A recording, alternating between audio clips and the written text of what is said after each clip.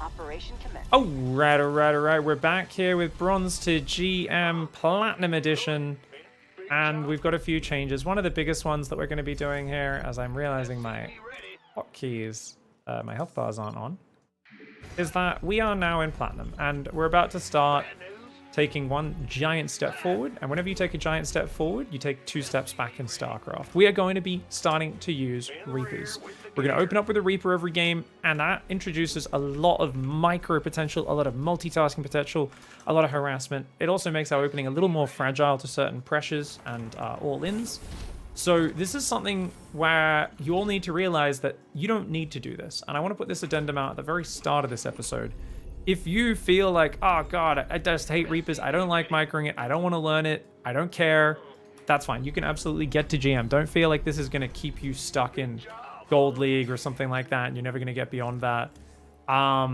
That's not the case. That's absolutely not the case. So there's people in GM who play reactor first every game like we've been doing just fine. But I figure since it's so common in pro play, a lot of you will want to start using Reapers eventually, and it's better we start learning these things sooner rather than later. This is also really good for challenging our multitasking, our ability to go micro our Reaper, do some scouting, go home, do some other stuff. Other than that, our build is largely unchanged. We are going to be going for a faster bunker to be a bit safer, guys. Let's go Orbital and Reaper. Both are starting quite late there. A little bit sloppy on this opening. I should have been starting that at the moment my command set, my barracks was finished. But all we're going to do is we're going to do an 8 Marine drop instead of a Viking or Liberator out of the starport. And we see a standard second gas opening, guys. We're still going to leave the SCV behind, so we're going to do the exact same stuff. And we're going to do the standard stuff here, which is build a second depot after the command center. What has changed is you don't build a reactor straight away. You go Reaper into Marine, and then you want to go for the factory. Because if we go for a reactor, that delays the factory by too long. Now notice, we're going to grab an SCV off this depot. We can use that one and build a bunker before starting the second gas. And the reason we're doing this is against Terran or Protoss, they could get an Adept or a couple Reapers over here early. So getting the bunker started and then going for the second gas after that is going to be a little reordering we do. And this is all in the notes. And I'll keep talking you guys through this game to game. I know it's a lot of new stuff to absorb. So we're going to just come up here. And you can see that Reaper, we're going to move right click, A move, right click, A move. And that's some good, solid, basic stutter step there, guys. And we managed to get a Reaper snipe. We did lose an SCV for it, but that's okay. Let's put on gas. Let's get the tech lab. We want to go for a starport, but we can't afford it just yet. The downside of having built that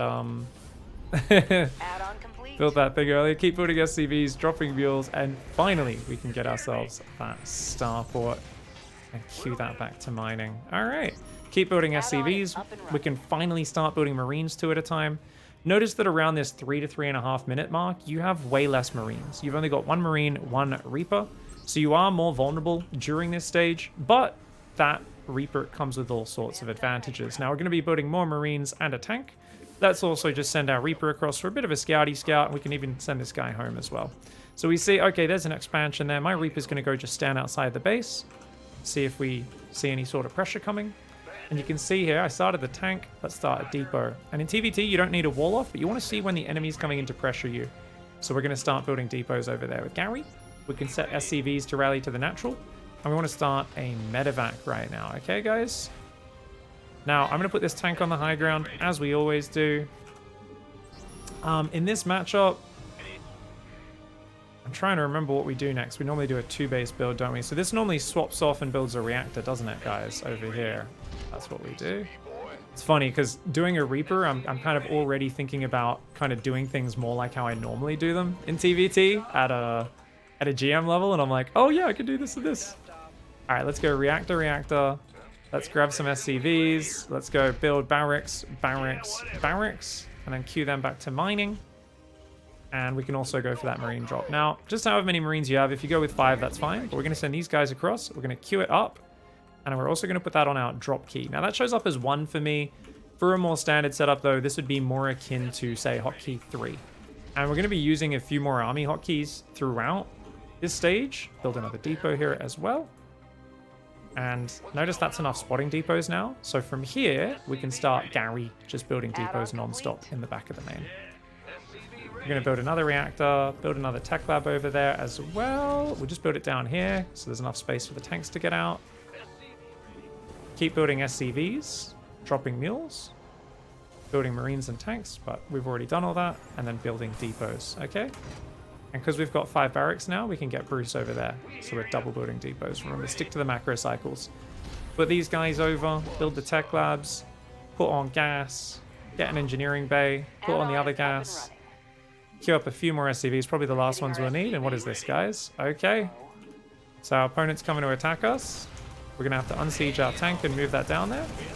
The SCVs, we're just going to pull these away. Notice I'm boxing. And we're just going to siege that tank there. And these guys are going to come down. Now let's put the SCVs back on gas. Deselect 3. Back on gas. Deselect 3. And then we can build some more depots.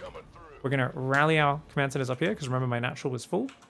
Let's get stim, shields, lots of marines, +1. Tank and medevac. These guys can stay down here and finish building that. And then these guys can go in the bunker and everything else can be rallied there. Now notice, guys, my drop got shot down. I was about to say I could have sent the drop in to unload during what was going on, but I didn't. Now, why did I not do that? Because I basically am trying to emulate a player at your multitasking. You're new to the build. You don't know what's going on. You got hit by a drop. I imagine you're not going to have the wherewithal to defend that drop very well. And at the same time, counter drop. Of course, here we go, guys. Let's go up there. So we want to move forward and shoot down the medevac. He tried to pick up. That's okay. We got it. Notice I'm at 45 SCVs. Obviously, if I just clicked the drop in and told it to unload in his main mineral line and then reacted, I probably would have done a massive amount of damage to him. So just keep in mind, that's not necessarily crazy multitasking, but I figure at this level, I'm probably going to get too many straight up wins if I do that. Now, because it's a TVT, you also don't need Marauders. You can go pure Marines. If you want to mix in some Marauders, they're great versus mech, but otherwise they're not the most important thing. So if you're ever gas staff, just go pure Marine, medevac, and tank. Now he's coming forward right now. So what are we going to do, guys? I'm actually going to use that select all army key. We're going to move forward. And what am I doing? A move, deselect Marine, A move, deselect Marine, A move, deselect Marine, and then stand out front. And we're putting lots and lots of these guys, Marines that is, making sure more depots are starting. Why didn't I do a full macro cycle? Remember, we're saving scans. Yeah, let's move these tanks forward. Scan his army. I already saw I had tanks and medevacs queued up. That was why. These guys as well, we can grab. And I just saw a medevac there, guys. So we're just going to stim over here. And we're going to try and move underneath and shoot down that medevac. Very nice. Now come back to the front. Shift 2. And you can see his army's there. But now look at his army. Look at mine. Mine looks bigger. So we're going to actually do a chase. We're going to try and chase across this map. See if we can get some damage. Let's stim this Marine after him to see if he keeps running home or not. What are we going to do while we're moving across? Lots of Marines, a tank, some medevacs. Oh, look at this. So he doesn't know that I'm here, guys. So we're going to stim a move, and then we're going to siege just in range of him. And because we got the jump on him, this should be a really good fight for us. So notice I could move forward and focus down the medevacs. We can unsiege the tanks as well and try to move forward after him. Building more Marines, more tanks. As long as you hold that Marine key down, you should be good, guys. And notice if we just move up here, we can kind of click the command center. And look at that damage. So now we can siege our tanks here, guys. And if you siege up ever in a position like this, it gives you such an advantage. Now obviously a Viking like that can be very annoying. But what can we do? Load up some droppies. Drop on the high ground. Keep scanning here. Now he's going to siege like that, isn't he? So move these guys back. Move these guys up over here. These guys can just hold position. Remember, hold position is always really big. Going to unload more units. And we can just kill whatever we can in here. Killing upgrade structures, all sorts of stuff. And it's going to be really hard for him to defend it. We could also move these tanks forward as well, right? Because right now, look at that. And use hold position on those guys because we don't want them to chase into like his siege tanks or anything like that. These guys are just going to move up there. We'll tell this to drop there as well. So we're just going to unload, tell it to drop You guys are wondering how to do that? Drop plus left click on the transport. Siege up the tanks. I don't know if these tanks on the low ground are properly covering it or not. Oh, Liberator siege me, guys. Marines will take it out, and it looks like that's going to be pretty good. Now remember, behind this, giant army. So these guys are going to move forward, shift 2. And we're going to grab an SCV, jump to the 3rd, jump to the 4th, build 2 command centers. What else can we do, guys? Start armor, start 2nd engineering bay armory. You guys know the late game transition. This base oversaturated, so let's grab them, send them to the natural. That's oversaturated, so let's go to our 3rd, add to the control group, set the rally point, hold down the SCV key, go to the 4th, add to the hotkey, center the camera location, set the rally point. Now he's trying to drop on me, guys. And that's going to do some pretty good damage there. But of course, we don't care because he's just spent all of his attention clearing his main out. He's only got 1 tank on the natural. My new army is here. Remember, we put pressure on him, so he has to react. And then what did we do? We just, from there, said, you know what? We've done the damage we needed to do. That's all we needed to get done. And there we go. He can try to escape with the SCVs, but none of them will get out, or very few. Not with 3 tanks there, as you can see. Most of them go down. You can send a few Marines around. It's basically checkmate. Just keep building Marines, tanks, libs. And we can grab excess workers, send them there. Take 2 gases if we want. Gary and Bruce haven't built a depot in a while. We can control-click the depots and lower them. We can get +2 weapons. We can also get +1 vehicle weapons. It's a really good upgrade. And how can we lose this game, guys? Well, we can't really. But more importantly, how can we win it? Well, he's got no support, so we can just kind of go. Anything that doesn't involve us just stimming up the ramp will win us this game, okay? So what we can do is we can send the drops forward, and then what we're going to do is we're going to say, you guys siege there, and then we just kind of go drop, drop, drop, drop, drop. And as long as we're dropping in a spread like this, the units aren't really taking splash damage, then we select them all, we press stim, and they're going to absolutely smash. Hidden base battle cruiser could lose you this game. So the better you play StarCraft, the more you understand what your opponent's capable of. And we could tell from their numbers that there's no way there could have been a corner base there. But the next step, if we weren't going to go for the kill there, is exactly what Kibrit is saying, is we would check for corner bases, but more importantly, we would go Marine there, Marine there, Marine here, Marine. You'd basically put a ring of vision to make sure they can't get out. You'd check the corners to make sure there's no bases. And then you'd be like, cool, make 2-2, you know, scan the base, make sure there's nothing sneaky coming, and you'd be rock solid. A lot of things to explain at once here, for sure. But let's go back to when our drop went down. And I really want you guys to remember how important that is, because there's 2 concepts I want to explain here. So my drop also could be across the map way faster, by the way. This is first time talking you guys through this build. Still trying to play nice and slow, not play too fast. I definitely played a bit faster at some points that game, going on autopilot, but at this point, as you can see, guys, I could have gone in much earlier, but I was just kind of talking you guys through the build. I was also struggling to remember the build a little bit myself. I had a little bit of a brain fart. Something about changing the opening with the Reaper in the early stage changed up the timings just a little bit. Whereas that drop, if I'd clicked it in earlier, would have been great. Likewise, when this drop came in, usually, I didn't know the Vikings were right there, but usually what you could do there is just, I could have, even on the mini-map, as I'm responding to this, I could have selected number 1 or number 3 is usually a better hotkey for it, whatever your drop hotkey is, and I could have just said drop, left click in that mineral line on the mini-map. And that would have been fantastic. That would have been super awesome. As it is, he did some great damage with this Marine drop, and at the same time, once he realized this was there, his Vikings got a nice full medevac kill as well.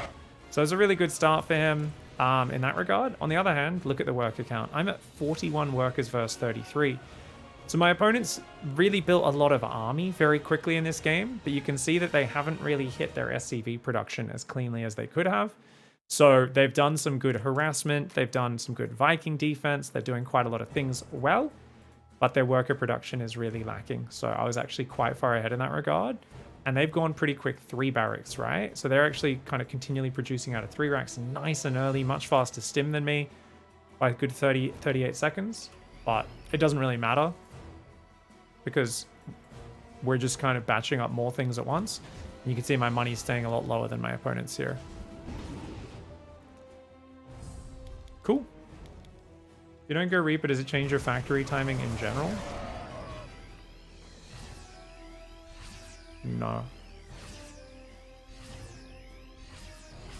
Factory always builds before reactor.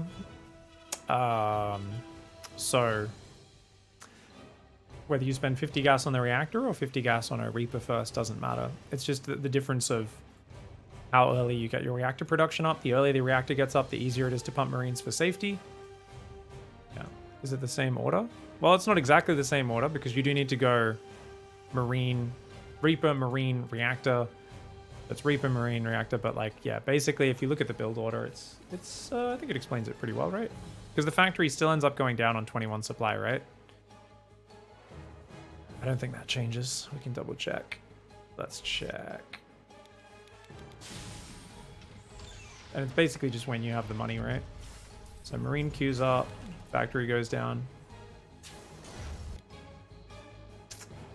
It's actually not 21 supply. The supply number changes because we've built 2 units here before the reactor finishes, right?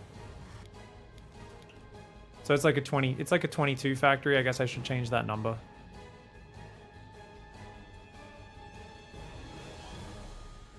I like that in teal, just to reflect that.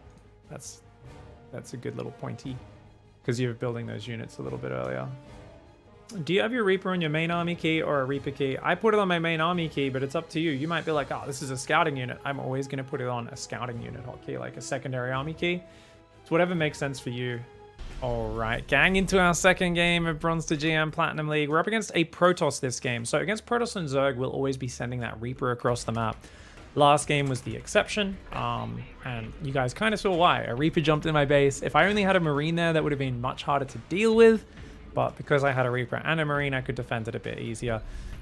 Even if it's just one Reaper versus one Reaper, if you attack with it, it's a bit easier to throw it away. If you're not very good at your multitasking in micro, and even at pro level, you see players lose their Reaper and end up in a lot of trouble. So generally speaking, just trying to take the very safe option. Now, we do have analysis hosting games today, and I didn't actually check what servers we're on. So we're on Eastern US. If they're a European player, I'm okay with US East. But otherwise, if we can try to do US West, that would be fantastic. As it is going to be quite laggy for me.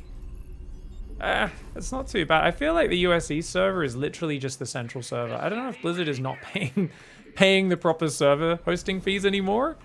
Because, like, I don't know, I think they might have closed down their US East server, and now they just call the central server US East server. Sometimes it's really weird. Either that or my internet company started routing much better. Either way, guys, super standard so far. We do like to attack a probe when it comes in because that can harass our SCV. We're starting to do more little high-level adjustments. Now, notice this time the Orbital and the Reaper starting pretty much right away. I did forget to send an SCV across the map, guys. So that's okay. We're just going to kind of go across the map, see what's up. Start our command center here. Add to hotkey. Center the camera location. Set the rally point. Queue him back as well. Grab a new SCV. Bring it to the front to build a depot. We can just tell it to build that straight away. Build an SCV. Upgraded. Drop a mule. Now, obviously, I sent this SCV across late, guys. We were just a bit busy talking, but that's okay. We're going to build the Marine. And remember, we queue this depot SCV to go build the bunker if we're playing Protoss or Terran. Now, this looks really standard, right? There's a Nexus, there's a Gateway, there's a Cyber Core. Nothing crazy here at all, guys, except for the fact that our opponents forgot their second pylon. That's okay. Hopefully he remembers it sooner rather than later. Oh, there we go. No, he didn't forget it. There I am, hating on my opponents. What a hater, Pig. All right. So remember, bunker goes down now, and then it's the second gas. Pig's rocking a perm. Oh, yeah, fucking A, man. I knew my hair was going to be a bit funny today. So my Reaper's going to jump in, guys. We're going to send it across the map. I like to put that on my main army hotkey. Someone was asking about this between games. Not sure if we're going to include that in the video or not. But essentially, I like to just chuck it on my main army key for the early game, right? And then it gets replaced later. But it's up to you to choose what you want to do with your control groups. Whatever makes sense to you is the key. Now we're going to go in for a little bit of pressure. We want to build some Marines, try and start a starport, try and start a tech lab. Get over there, and let's try and kill a probe. If we can kill that probe, that'll be great. And let's not stay here for too much damage, because I need to macro. Go home, build SCVs, drop mules. do all these things. If I stayed there any longer, that would have been a problem. The main goal is to check around that second pylon to see what tech they're going for. We didn't see any tech at all. So I'll try to poke in the front and see, and there's no tech there either. So we're just going to pull back for now. We'll go back and scout later. For now, build SCVs, build mules, build marines, build tank. And what are we missing, guys? Gary's going to go build a depot, okay? Then he'll go build another one there. Building those on those edges to get that vision, just like in the last matchup, okay? Let's build a medevac. This SCV didn't queue back because I was frantically going to micro me Reaper. Let's set the SCV rally points to the natural. Keep building marines. And let's go in one more time to see. We're just going to queue this Reaper around and try and see what the tech is. Now, while that's going in, build SCVs and build mules. Lots of SCVs. Now we can glance at it and go... We're hitting our SCVs. Okay, that explains things. There's a Void Ray in my base, guys. Okay, so we're going to go over here. We're going to build a Viking and a Cyclone because those things both shoot up. We're going to build 2 more depots because it looks like one of my depots is going to die. Queue them back on minerals. That one didn't die, so let's repair it and go back. So my opponent's going to be going Proxy Tempest, guys. We accidentally picked those units up. That was a mistake. Alright, so what we're going to do is we're going to build a starport there. We're going to keep pulling back. And we're building a second starport, so we need to build 2 more gases. And we're going to F2, F2. I said I wouldn't F2 till plat, and we are doing it a little bit more just to defend in the early game, guys, is the main time we're F2ing, okay? So keep building Vikings, Cyclones, and then we're going to put the second starport on there, and we're going to make mass Viking. This is really cool. This is a cheese you might see on the new patch. Tempest can micro a little bit faster, so it's really important that we get on top of dealing with this. We're just A moving, we're not doing any fancy micro, but what I'm going to start to do is I'm going to start to put my Vikings on a different control group, okay? So that's going to go on my secondary army group. So now we can build 3 Vikings at a time, guys. We're going to keep building more depots. If you could build the Cyclone back, that would have been great. Looks like my opponent's not actually building anything. Keep building SCVs, guys. And look at that. If we pull the Viking back, we can maybe attack with all of those Marines. Keep building Cyclones. Keep building Marines. Keep building Vikings. Keep building depots. As long as you get this macro cycle going, you'll be good. And remember, we got those 4 gases up, so we should be good. If you have extra money, you can build other stuff as well. Now there's 2 Stargate, and it's still just mass Void Ray. Let's just go down there, guys. Control-click the Viking, Shift 2. And this is an easy win because we've just got too much firepower now. There's no way, even with battery healing, he can handle that many Vikings there. And if you pull back and then shoot, you'll be good. GG. Cool, cheesy attempt from Callison there. I was very surprised by why there was no tech. But remember, right till you get to... Even in Masters, and even sometimes in GM, I'll still occasionally play players whose just tech is really late. But generally speaking, if they're doing a proper build, it should be down no later than about 2:45, their tech structure, sometimes as early as 2 minutes 20. And usually it's on the second pylon, because there's only 2 pylons in the early game, guys, and the tech has to be there. And that's why after I scouted with my Reaper, I was kind of like, hey, where's your tech at? That should already be built. It's 3 minutes. It should be down by now. And then when I scouted the natural, I was like, huh. And I was like, okay, I've been doing a lot of gold episodes. I'm still in that mindset. You got to realize a lot of the players I'm playing right now are above 3k MMR. So a lot of them have, if they're not Diamond 3 or Platinum 1, they've been Diamond 3 in the past. Platinum's a pretty small MMR range. It's only like 400 and something MMR across all of Platinum. So yeah, so there was actually the Stargate already finished at this time. I didn't react at all, guys. And that just shows that even here, Platinum range, we don't really need that Reaper scouting just yet. I was trying to get the info.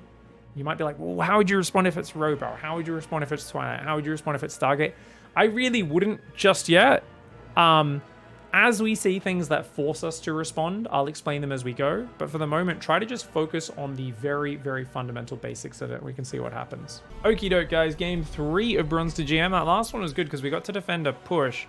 And we showed you guys the response there to getting Proxy Stargated.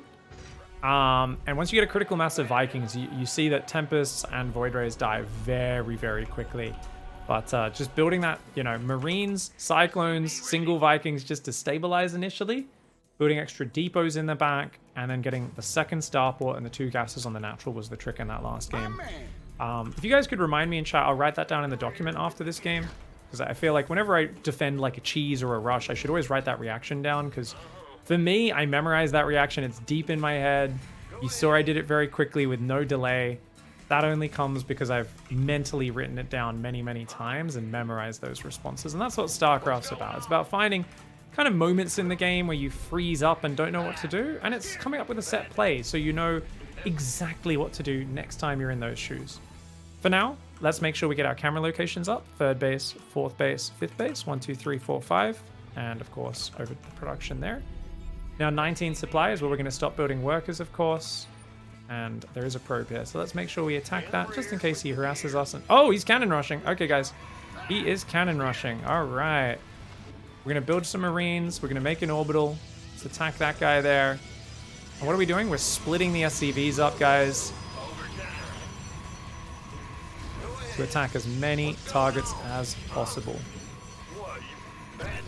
All right, we're gonna attack that pylon there. This pylon, this cannon. These guys are going to come down as well. I did that very quickly, guys. I was completely blindsided by this. Killing the pylon's not as important as building the cannons. He accidentally built a pylon that was meant to be a cannon back there, or this one here. He could have killed a bunch of guys. And we're going to A move, shift right click.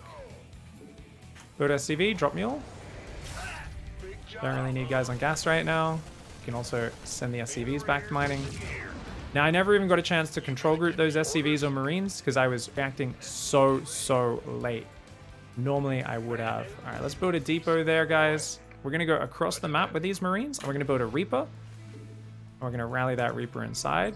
Oh, actually, you know what? We'll build a reactor because we're supply blocked. Put guys back on gas.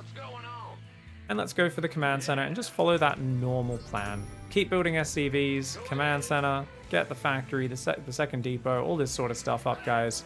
And we should be good. We can send an SCV forward here to see what's up. And with these 3 Marines, we can kind of just do a little counter pressure. So he's got a cannon there, no worries. We'll just build a bunker here, guys, and see if we can do some stuff. So focus on the macro. Where are we? We need command center. Remember, try to get the rhythm back of your normal build order. Drop mules, SCVs, build Marines. What are we missing? Factory? And I feel like the second depot is missing, but that's just because we built it there. But that's all right. Let's build a 3rd depot. Keep building SCVs. Now notice I'm not getting in the bunker yet because I don't want to give away my position. But now we can do it since the bunker's almost finished. And there we go. We can get inside, put the SCV on auto repair. Now, rather than right clicking to turn auto repair on and off, guys, just go Alt and whatever your repair hotkey is. And that'll help you out, okay? Now, normally, after getting the factory, second gas, this point, I'd have a bunker building. You can see why I'm skipping it this game, guys. Because I just don't need it, right?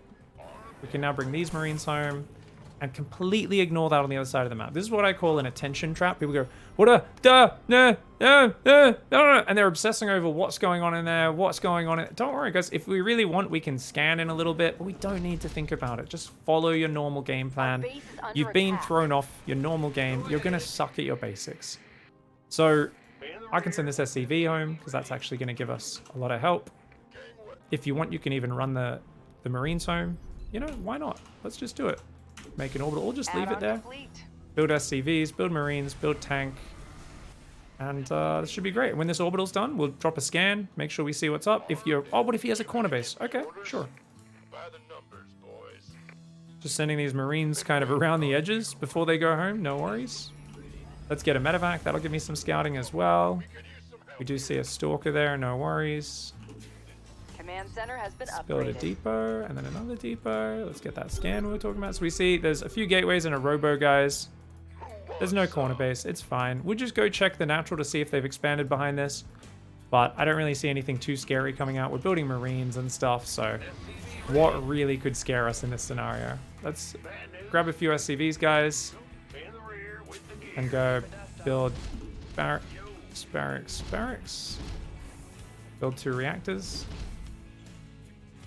Oh, I paused SCV production. That's a big mistake. Always make sure you queue up extra SCVs in these sort of games. But check it out. We scouted. We see a cannon and an expansion. Sign of greed, sign of greed. We're going to start talking more and more as we go through Platinum League about always dividing our scouting into signs of greed and signs of aggression. We've already kind of introduced this concept a little bit. Talk to me. Let's tell this guy to go up there. But we haven't really talked too much about it, right? We've only talked about it in the most general sense. We're going to talk about that in more specifics as we go forward. But for now, it's just like, oh yeah, you can't really be too aggressive while investing in all that stuff. As long as I just keep producing stuff, we should be good. Build a reactor, build a tech lab, keep building lots of SCVs and mules, guys. If you build messier than normal, queue up 3 or 4 SCVs on your command center. A lot of people say, oh, that's bad, that's not good, that's not good. It's not technically super efficient, but you want to play around your own deficiencies as a player, okay? So what a... Do you have an observer there? Holy shit, okay, he definitely saw this with an observer, guys. I was going to unload in the edge with no vision. He definitely has an observer there. Add-on complete. That's why I don't queue the medevac to just fly into the base. That's why I always try to queue it outside the base and then micro it in. Because you never know when they've spotted you with an observer already, do you? So we're going to get +1 weapons now. That tech lab wasn't done, guys, so it's kind of really important we get combat shields. We never started Gary and Bruce, so it's so important we start that now. We're still dropping a few mules, and these are our last SCVs we're building now. Let's rally to the front, guys. Let's F2 this here. Select the army key, set the rally point to the front, and we can go Marauder, lots of Marines, build a tank, and start some medevacs. Notice we don't have enough money for the medevacs, but that's okay.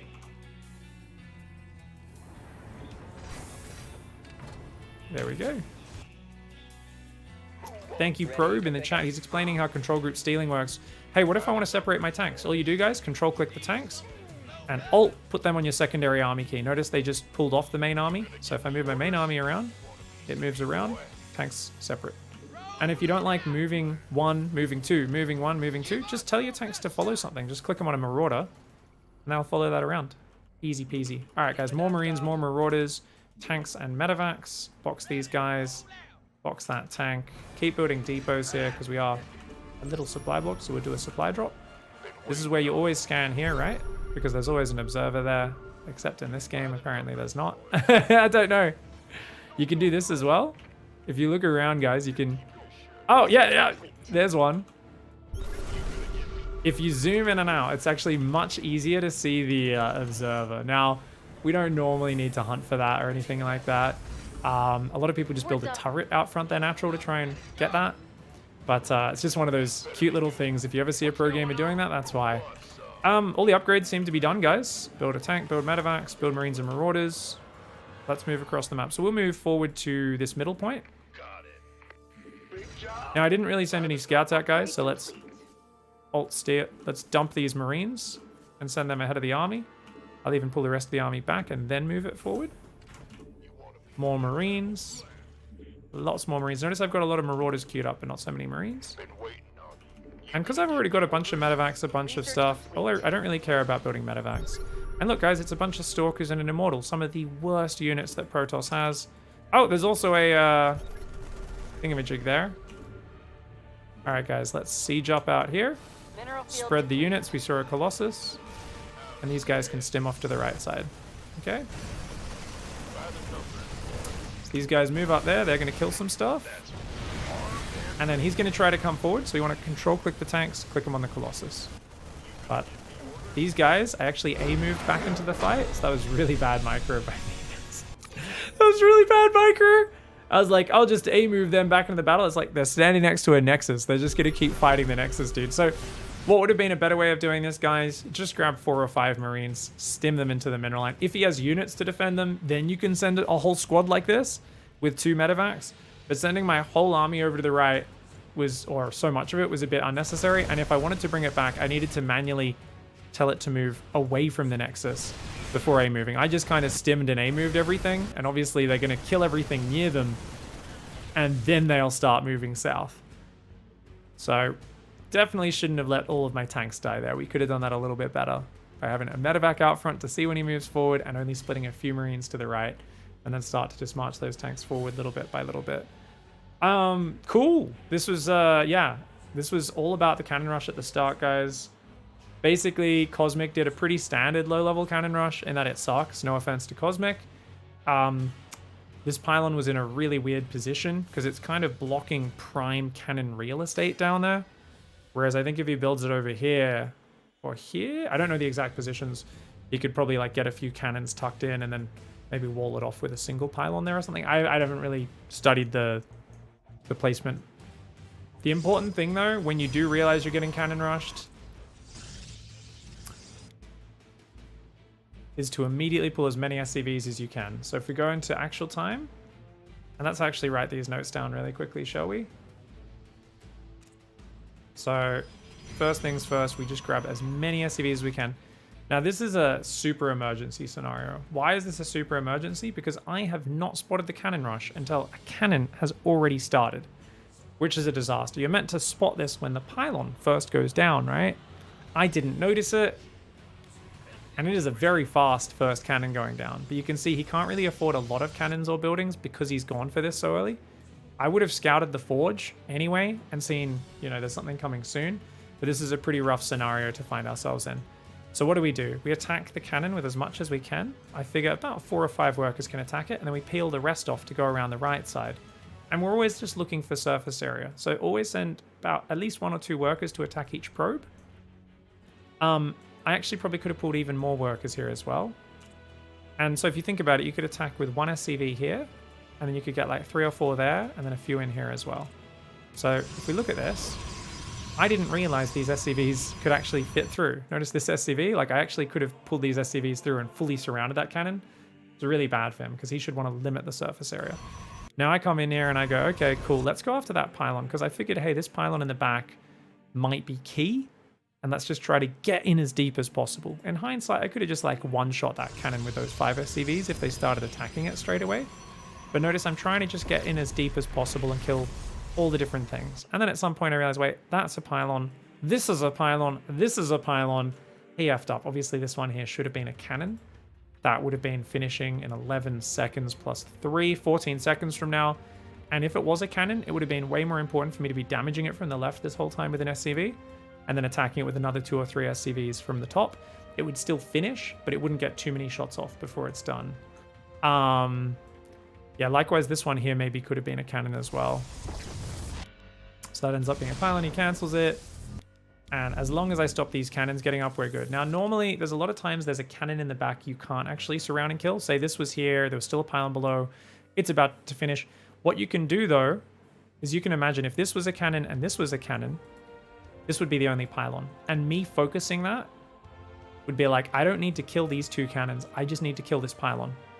And they're going to be depowered. So there's a lot of cannon rushes where people feel they can't stop the cannon because it's surrounded by pylons.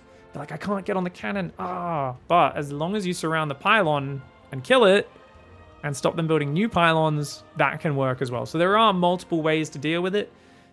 At the end of the day, if you scout a cannon rush this late, and he immediately had this walled off, so I could only attack with a few SCVs there, and like 1 SCV here, and then the bottom was somehow walled off, or there was like a pylon there, my SCVs need to go all the way around the left side, I might not have been able to stop this, and I may have needed to go, okay, let's just deny the probe on the high ground, wall off with a second depot, take a second gas, let's stay 1 base, get a factory, you know, and try to defend that way. And I might need to build a bunker on the high ground. I might need to build it a bit further back because his cannons might be able to kill it if I build it too close. And we'll see how we go. How important is killing the probe? It looked like it was abandoned.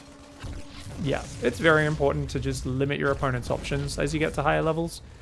The important thing is always split your targets up. So the problem people have is they grab every SCV, they put them all in 1 control group, and they just A-move them. Or they tell them all to attack a probe, or all to attack 1 pylon.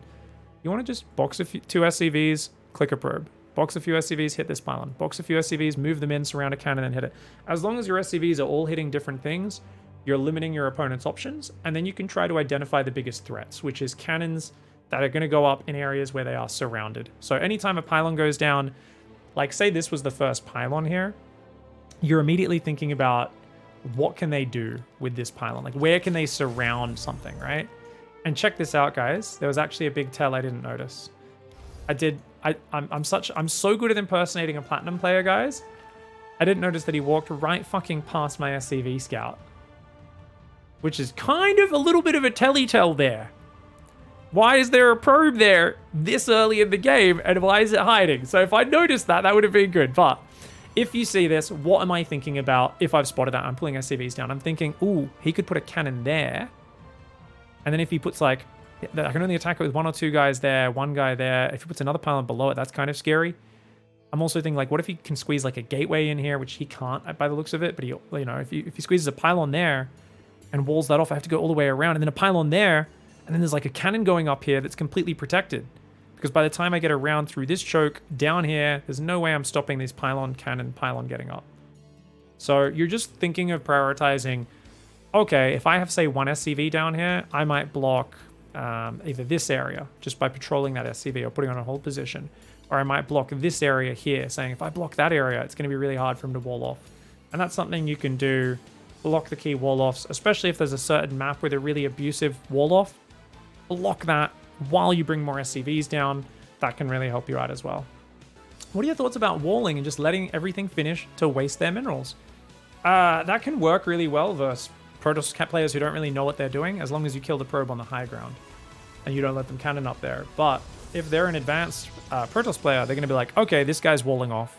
They'll just build 1 or 2 cannons here and they'll cancel everything else. So it's just 1 pylon, 2 cannons. They're going to kill both depots and force your barracks to lift. And they can go double gas, probe up, and then they can build like Void Rays and Tempests outside your base. It's an unnecessarily awkward position. The best way to defend is to learn how to micro, to learn how to get better at StarCraft. Pulling workers shuts down 95% of cannon rushes. It's the best skill you can learn. It is skill-based, but it's something that works in so many different scenarios. And you got to think about it this way. Who's going to be more used to being pinned on one base against a cannon rush? The guy who cannon rushes every game? Is comfortable knowing what his next step is, or you, the player who only plays it 1 in every 30 games or whatever the number is, right? So in terms of, if you play it for years and years, you might get enough experience to be really comfortable with it, or if you have a cheesy practice partner who does it to you repeatedly and you really grind your wall off and you know your response, you can do it, but it generally makes the game harder for yourself. I basically always offer people the easiest and most general solution, and something which will also help evolve them develop as a player. A lot of Zergs just get cannoned repeatedly. They always go 1 base Ravager. Works up to a really high level if you're just good at that 1 base Ravager response. Walling off and just defending works up to a really high level if you're really good at doing that response. Going wall off and building your own forge and building cannons works to a really high level. Creates a game which I personally don't enjoy. It lets your opponent do what they want. And as you get to higher levels, these are the players who really struggle against the kind of master cannon rushes, the Boanans and the Printfs and stuff, who can force a massive over-response by faking a cannon rush or building a single cannon and go straight for like a Nexus behind it or something like that and cause a lot of problems. The idea of setting a patrol SCV for blocking cannons and pylons seems higher than Platinum ELO, for sure. But, I mean, just because you guys are at a certain level doesn't mean I'm not going to introduce concepts. Like, I'm not going to be here. Did I use a patrol path? No. Did I say this is the most important thing? No, we just mentioned it in passing. So, we will always mention a lot of things in passing because StarCraft is a game where you have huge freedom in what you want to improve. A lot of people kind of put these restraints on themselves. They say, I'm a Platinum player, I can't do this, or I'm a Gold player, or I'm bad at micro. And without fail, every player who's bad at micro, it's not their mouse accuracy and speed that's always the issue. It's their unwillingness to learn how to micro that keeps them a bad micro player. Same with players who are bad at macro. Oh, I'm just bad at macro. I just have to cheese every game. And they never try to learn to do it. So I always like to introduce, say, hey, you could do this. Here's an advanced thing you could mix in there. If you're just bringing all your SCVs down, you know, you got nothing else to do, okay, go for it. If there's a map with a certain choke point that is really abusive, that always gets walled off, okay, you might want to start patrolling that worker or just making sure you move it back and forwards and block it there. All right, guys, so now we're going to go into a TVZ, and this is one of the biggest changes that we're actually doing. We're not going to start opening Hellions until Diamond, by the way, for anyone who's wondering about that. Hellion opening's way too fucking try-hard. Get out of here. Essentially, we're just going to do a Reaper opening, and then we're going to build a reactor after the first siege tank when we swap off. We're going to swap off, build a reactor, swap off and build another reactor, but this one's actually for producing. So we're basically going to go Widow Mines, and we're also going to actually take a third base after like pushing out and stuff. So I guess I can write that down here as well. In teal, let me just write this down really quickly. As you move out to attack, A big attack. What are we going to do? Third CC plus second eBay plus armory.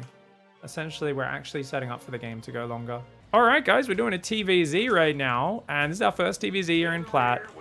This is probably the matchup with the biggest changes because we're going to be going Widow Mines instead of tanks. We'll still get one early safety tank. But you can see, like I said at the start, remember, big changes. Like, you guys are going to be playing much worse with these changes for your first 5-10 games while you get used to doing the Reaper opening. Oh, it's a new opening. Your rhythm changes in the early game.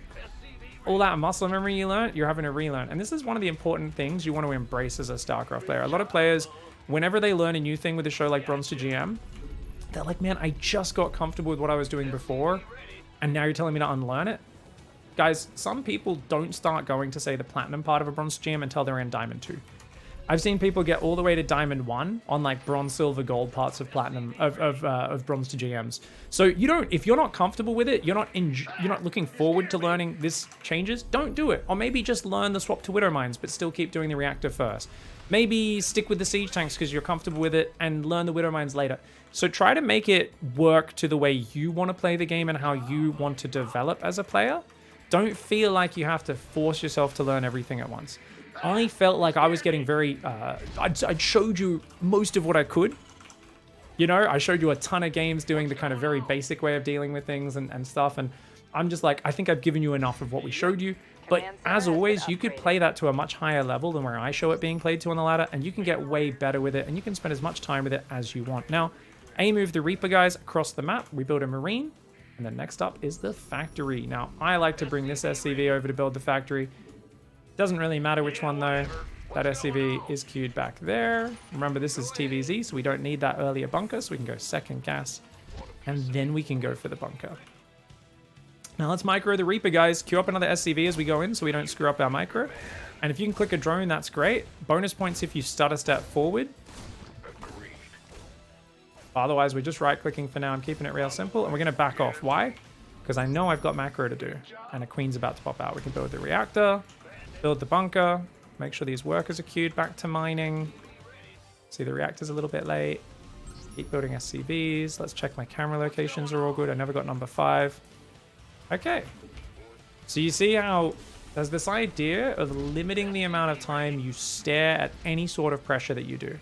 And this is something you want to develop, where when you first go in with the Reaper right now, if I've just queued up SCVs and Marines, there's nothing to lose, right? Because I've spent my money. But if I stare at this for 30 seconds, I'm going to bank 500-600 resources. So it's really important. If I want to do a little bit of harass, I poke in and then I back out and I go home and I do more macro. Okay, let's rally to my natural, build 4 SCVs, build mules. And this is where these macro cycles become even more important. Build Marines, build siege tank, put Marine in the bunker. And we just built a siege tank. You guys know what that means. It's depot time, baby. So we built a depot there. Queue up another one straight away. This is where it's tempting to stare at your Reaper. Guys, we don't need to stare at the Reaper. If we want, we can queue it to scout for third bases and then just queue it back out front. Macro. 4 more SCVs, 2 more Marines. Get the Liberator. And then this factory can lift off and build that reactor. Obviously, I guess we can queue up another depot straight away. While we're waiting for that, there we go. And remember, tank on the high ground for safety, guys. Even though it doesn't really defend the natural, keep us alive against any sort of desperate all-ins. And we saw a third base. Let's keep macroing. 1, 2, 3, 4 more SCVs. Drop a mule. Build Marines. And we can come back into the main and build a depot there. Alright, guys. Let's go reactor, and 4 barracks. Well, let's just grab 4 SCVs first. 1, 2, 3, and 4. Queue those back on mining. We're still waiting for these reactors. Come on, let us build these reactors, please. There we go. And our Liberator, send it across. We're going to put that on my secondary army key. The Reaper right now is exposed, sees a bunch of Zerglings coming. It's going to go for a scout. Just to see what's going on. You can raise the wall, and it looks like that depot never built. Alright, another macro cycle. Build 4 SCVs, drop mules, build Marines, control click barracks. Okay, just build depot. Nice. Oh god. Alright guys, run the SCVs away. We've got a tank on the high ground. We would be dead if we put that tank on the low ground. We'd be 100% dead. So raise the wall. I'm going to build Widow Mines. I'm going to build Medevacs, just as many Marines as we can right now. And we're going to lift this command center. Now, what can we do, guys? We can say, okay, I just lost a lot of depots in my wall. Our base is under attack. 1, 2. I also can send my Liberator in, so we're just going to click that in like that. Our base is under Let's go attack. home here, guys. Looks like... Oh, he tried to run up the ramp. Whew, that's really lucky. If he didn't do that, I would not be able to move to the low ground for a long time. But a lot of Zerg just died. So we can actually move down there now. So we can kind of move these guys down. Control click the Widow Mine in the bottom wireframe. Right click, shift, burrow. Right. And that. Now, we're not going to micro the Liberator, but 8 kills. Just an idea of... Remember, same with the drop before. If your opponent's attacking you, try to remember to send that drop or Liberator in. Makes a big diff. We can now grab 16 workers. That's a little more than 16, but that's okay. Build the gases. Build the depots. Depots. And now we can continue our build. Remember, we never did the add-on swaps. Build reactor, build tech lab, box those, land, make stim. All right, guys, how are we doing for SCVs? We need a few more, so let's rally the SCVs down here. Keep building mules, because we know it's going to be a long time till we move out. We're just massively delayed. We also have an idle SCV there, and an idle SCV there. I only have 5 more idle SCVs, guys. I don't know where they all are. Now I do. There we go. Okay, we're going to lower that one. These guys will go back there. These guys are going to build these depots. We can now go, okay, macro cycle. SCVs and mules. We don't need SCVs because we're at 2 base. Build Marauder. Lots of Marines. Then we want tanks and mines, or, sorry, mines and medevacs. 2 Widow Mines, 2 medevacs. And what haven't we started? The tech lab upgrades. We're also missing another upgrade, which Bullia just picked up on in chat. We don't have +1 yet. Okay. Now, the reason we're swapping to Widow Mines, you might be wondering, and it's all written in the document, is we're struggling most of all. Let's spread these guys out a little bit in case he busts in again. We're struggling most of all up against people playing my Zerg Bronze 2GM, the Massling Bane style, because we just didn't have any big explosive power other than the siege tank to really punish it, and the tanks were very immobile, which was really hurting us. Let's send some Marines out, guys. We're just using the dumping key here. Using that dumping key. Do we have... There is a pillar outside our base, by the way. Let's unburrow these. We're never moving that tank from there, by the way. More Marines, more Marauders, and yeah, I thought they might hit vision there. There we go. Let's make sure we got concussive on the way. +1 weapons. And we're just building lots of mines, lots of medevacs. And we can now start to rally to our third. Okay, let's go, guys. So these guys are going to move forward. Notice we've got some map vision now. So we know where the third is. Let's parade to this area. And behind it, what are we going to do? When you move out, this is the new part of the build. We're going to grab a few SCVs. We're going to build a third base. And then we're going to build a second engineering bay and an armory. Now, normally you'd already be making +1 armor on this by now. We're a bit late. And we see, oh, look at that, a sneaky Baneling army, guys. So let's try and move forward here. And let's burrow the Widow Mines. We're done. Nothing left We're in just that kind of mineral spreading cluster. everything out, okay? And this is, oh, he's coming for us. Press stim. We've completely mined out a And we're going mineral to field. try to just micro the units a little bit just to spread them even more. We're not thinking about reactive micro, just pure spreading. Unburrow Widow Mines, right-click, shift burrow. Unburrow Widow Mines, right-click, shift burrow. Macro cycle, guys. So, add to the control Nothing group. left in that mineral Rally. cluster. 1, 2, 3. Lots and lots of SCVs. We're going to build like 5 on each. Then Marauders, Marines, Widow Mines, and Medevacs. Okay. And then what do we do in between macro cycles? We also make upgrades.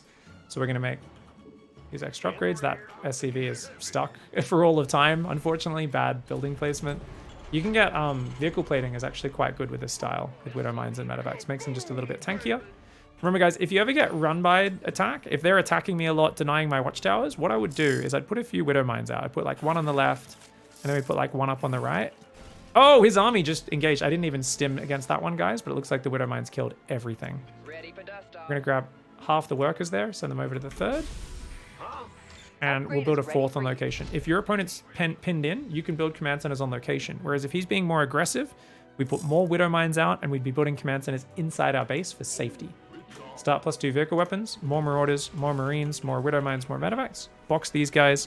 And what we're going to do is we're going to go, you guys are going to go drop, okay? And this is the setup. So these guys are going to go on what we would call control group 3. We steal them off. These guys come across the map.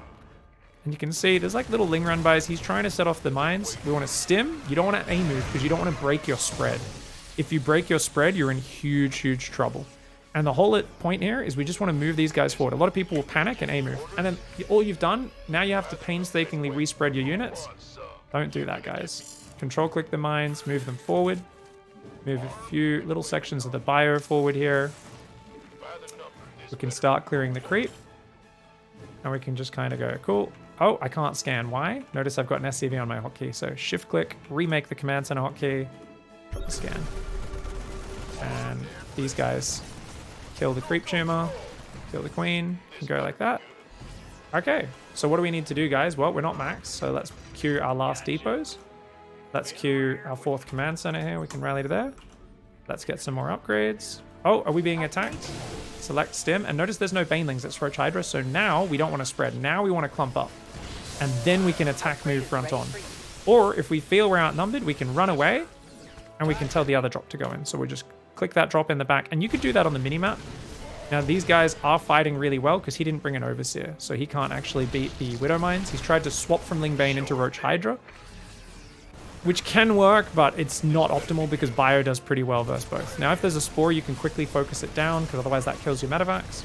And the whole idea is you don't want to micro these guys too much. You just want to try and, if they're doing damage, great. But the idea is to make your opponent stressed out. You know in TVT how we siege up outside their base? This is kind of the equivalent of that, where you're just kind of having drops active makes your opponent react. And as he brings a lot of units up here, we pick up, right click, we try to right click away. We probably could have just right clicked away, then told them to boost, and we leave that there. And this is why we can't select all army anymore. That has to stay there, because if I select all army, they're going to fly in and die. Now, look at my production. Mass Marauder, Mass Marine, Mass Widow Mine, Mass Medevac. I still can't spend my money, because we're actually taking extra bases steadily. And that's going to happen with this style, because we're macroing more than we have up till now. So you need to remember to start upgrades, 3-2, start Vigor Weapons. Even then, still so much money. So we need to now, for the first time in this series, go to 3 base production, which is 1, 2, 3 more barracks and a factory. And a lot of pros like to build a factory at their 3rd so that their reactor gets killed or their tech lab gets killed and their production gets messed up. We're going to always build it in our main for consistency's sake. We're going to control group it, add it there. I was being sarcastic. Pros often place things in ways which I don't like people copying, because it leads to some problems. Anyway, this drop can go there, guys. And we'll try to pull that out. These guys are going to move here. And we're going to try to just move these widow mines forward, spread them wherever we can, and just try to have the bio kind of here dealing with it. Now you can see here, I didn't actually have those units all hotkeyed. And we're going to try to click away. And they do lose a full medevac, which sucks. This is where we glump our whole army, run on creep, and lose it to banelings. No, just be slow. Be stim just these guys forward. We can just kind of move a few widow mines up, put a few guys there, put a few guys there, spread them all out. And you can see if we pull these guys back here, pull those guys there, see if we can bait him into some bad fights. He's not really attacking into the spread anymore. I thought he was going back to banelings because I saw some zerglings. It doesn't look like he is. It looks like our opponent is pretty much committed to just hydras. At this point, if you feel you've got a bigger ball, look at his ball, look at your ball. You can just do this one. This is what we call stim to win. You've got too many numbers at this point because he took so many bad fights. And we're just going to kind of move in here. And he has to defend his lair because that's his lair there. And if you want, super pro move, guys, press 1, drop in the mineral line. And then we want to clump our army here. We want to pull these guys back, guys. Unload these medevacs on the left as well. Drop, left click, drop, left click. Back at home. Tech lab, tech lab, tech lab. And tech lab, because we want drilling claws. Now he's going to chase down the ramp. GG. If we weren't watching, that would be totally fine. We're floating so much more money at this point. What was more important? Queue up 10 marauders. Queue up a ton of marines. These are all tech labs. There'd be more marauders as well. And not only that, guys, we can make planetary here. We can grab our idle workers, and then we can go control shift most of those workers, and we can send them over to our 4th base and click them on the minerals. And we can also take a 5th base as well. But if you really are struggling with the money, and you see floating 5,000 resources, rather than just building 3 barracks in a factory like I did, which obviously we'll try to do earlier once I'm kind of in the rhythm of doing this a little bit, you could just go for like, oh, I'm on 5 barracks, but I'm floating so many resources, I'm so late. You could do it like this, where you're like, okay, I'm going to build 6 barracks.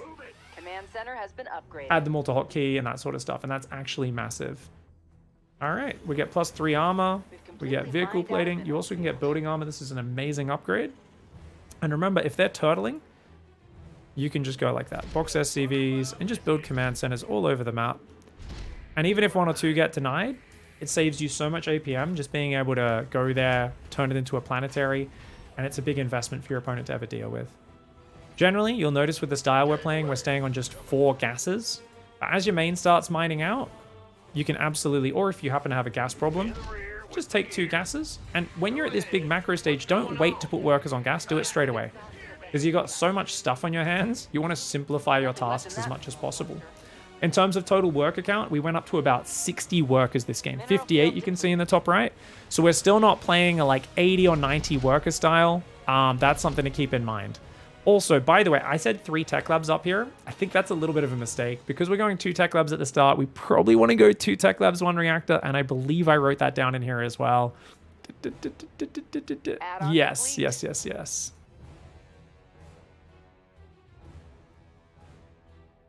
That's our 3-base production transition right there. Kind of comes in later on. As you can see, there's so much more going on with this style because suddenly we're going into a macro game. And this is overwhelming. So I just showed you guys a lot of things all at once. Let's be real. If we want, you're just like, I suck with Widow Mines. This is too much. This is overwhelming. You can simplify this. So what can we do instead, guys? Well, don't take the 3rd base. Just do it as a 2-base all-in. So do the same build order that we did, which obviously was a bit chaotic because of the big Ling Bane bust that our opponent did. And if when I moved out, I didn't take the 3rd command center, the 2nd engineering bay and the armory, then I would have just put more focus on advancing faster forward with my bio. And I would have dropped the main earlier as well. And the idea is you push one side and you drop the other side. You guys see pros do this where they've got 2 drops on both sides, constantly microing. For us, it's simply punishing our opponent for F2ing really hard. Most players up to a pretty high level don't use control groups properly. So you send a single dropship in, it gets crazy damage, and then all you need to do, you don't even need to do crazy damage, you just need to force their army to move back there, and that allows your frontal army to siege right on their doorstep. Or while they're so busy dealing with your frontal army, it gets in and kills a whole mineral line. It's hard for players to split their army up. So generally speaking, if we weren't building that 3rd base, 2nd engineering bay armory, march this army more forward, more methodically, quicker, load 8 Marines in a medevac, send it around the top to maybe deny the 4th, maybe drop in the main, and that's going to freak them off really, really, really hard. What if your opponent goes roaches early? Well, yeah, if your opponent is going straight roaches, technically you do want to leave this on the tech lab, but if you're just trying to get used to the Widow Mine style, you could still play Biomine, and you can still beat roaches with the Widow Mines, especially because at lower level players tend to clump their roaches into those Widow Mines really hard, so they actually still get pretty good shots off. The Baneling Buzz seemed successful enough. What was the main mistake the opponent did after that? Well, was it actually successful? I think the opponent really botched it. And let me explain why. Because if they killed all the SCVs on the natural, I think it would have been great. But what did they really kill? A few depots and a bunker. And they delayed me taking my gases. And they made me lose some mining time. They didn't really kill much, and they invested a lot in it. Notice my opponent stopped at 28 workers to mass Ling Bane. So first things first, they got supply blocked earlier while setting the attack up. And then when they did go for the attack, you can see here, whilst they were rallying their Lings across, they do have a big problem. Notice they haven't set rally points on their hatcheries, guys. I've noticed more and more players these days don't realize hatcheries have rally points. You should always have a rally point for your hatcheries. Otherwise, where are your overlords going to be? They're just going to pop above your hatchery, and you might at some point have 10 overlords pop and just sit above it. And even though you are maybe control grouping your eggs or whatever, you should still have a rally point for that hatchery just in case. But our opponent's actually pretty good at control grouping eggs. So what he should have done is move the Banelings forward in front of the army, clicked on the bunker, and then what you can do is you can just right-click your Zerglings on one of the Banelings in the back, and they'll naturally be following just behind the Banelings. But instead, poked in with a Zergling, showed the Zerglings in front, and then even pulled the Banelings back a little bit. and then clicked on the SCV building the depot rather than the depot itself, which is why they only blew up the SCV. They didn't blow up the wall. And this all gave me so much time to evacuate all of my SCVs. So the very first thing I should have seen was banelings walking in and blowing up my wall and going straight to my ramp to stop my SCVs escaping. Now, don't get me wrong. If my tank was on the low ground, I would have died, like I said, guys. And sometimes I put the tank on the low ground, and it's better versus some things, and it's worse versus other things, like in this scenario. I also didn't have more Marines in the bunker. If I had 3 more Marines in the bunker with how much time he screwed around here, he probably would have lost quite a few units to that. But you can see, look at that. He's broken the wall, and I'm already out of there. So my opponent gave me a good 10 seconds or more. I think Amarok was distracted at home. Potentially. Did me clicking the Reaper into Scout actually screw up Amarok's attention? It may have. This just shows how much activity can ruin an opponent, guys. So there's a single Reaper going in. I didn't even queue it to attack anything. Let's go take a look. Did he? He's not really noticed it. The Reaper's just circling his main, so I don't think he's noticed it. Nah. Just derped a bit with his micro is all. I think because he left the banelings on the Zergling hotkey from what I can tell. Oh, no, he didn't. Okay, yeah. But with the tank on the high ground, that's always going to be tough. So if you look at this, I'm on 41 SCVs. He's on 28. If he was already droning, taking a 4th and a 5th base behind it, he probably could have got a lead off this. Or if he stayed down there to deny me retaking the natural. But remember what I said? I wasn't even looking. I just saw a whole bunch of dead Zerg, and I realized, oh, he ran his whole army in and lost it. If he didn't run that army in, it's very dangerous for me to move down and take that base. Like if I move down, all I've got is a handful of Marines. They can get surrounded and killed, and it's still just the 1 tank for safety. But because he threw those units away, and he's not droning up behind it, and the Liberator killed 8 workers, it's basically game over in my favor at this point. We just didn't get to see it till much later in the game. And that's because I was kind of walking you guys through each step of the economic transition I was doing. Whereas if I just pushed harder with the 2-base biomine, I probably would have won immediately there. Simply because I've already basically capped out my worker count on 2-base. I'm going to have so much more stuff, so much more money. And even though my production's a little bit slower, it is what it is. All right, guys, we're up against Flea. I'm not sure exactly what MMR they were. I wasn't paying attention, but it's a TVT. Now, I think that last game, immediately looking at how much stuff happened in that game, I am aware that that's going to be a bit overwhelming learning that at once. So I do hope for anyone who's just starting, maybe just start with like a 2-base game. So maybe I'll show that in the next Zerg game. Is like we'll just do the build with Widow Mines and not take the 3rd, just to kind of show how you can move that bio Widow Mine spread forward and kind of bait your opponent into fighting you and have the single dropship in the back, kind of putting pressure on them and making them make mistakes without the added complication of adding 3rd base and all that sort of stuff. So maybe we'll do that, and then we'll focus more on the 3rd base production in TVZ in the next episode in Platinum Part 2. I think that's probably a good idea. Why Biomine versus Zerg rare in pro play? I think they got sick of winning. I always felt like Clem was like unstoppable when he went Biomine every game. I feel like whenever Maru plays Biomine, he just free wins versus Solar. Honestly, I think the tanks are more stable. I think that's why people play siege tanks a lot more. I think it's very safe. You can defend a lot of weird Zerg all-ins. It's great versus roach play, the tanks. And you will see them mix it in, but I think they just do it less frequently. There's also just really good positions where you can move those tanks forward from. Whereas Widow Mines are more of a slow harassment multitasking style, and they have some big... Oh, hello. Oh, well done, mate. Good job. Good job, buddy. Hello, mate. All right, so he just killed my guy. It is what it is. We saw a double gas build, a barracks. Doesn't matter, guys. We're going to just have to scout with the Reaper to make sure that our opponent expands. We don't need to do it straight away, but we will have to do it at some point, okay? Now remember, Depot SCV, because it's a Terran, is going to be building the bunker. So we're going to build a factory, throw up another SCV here.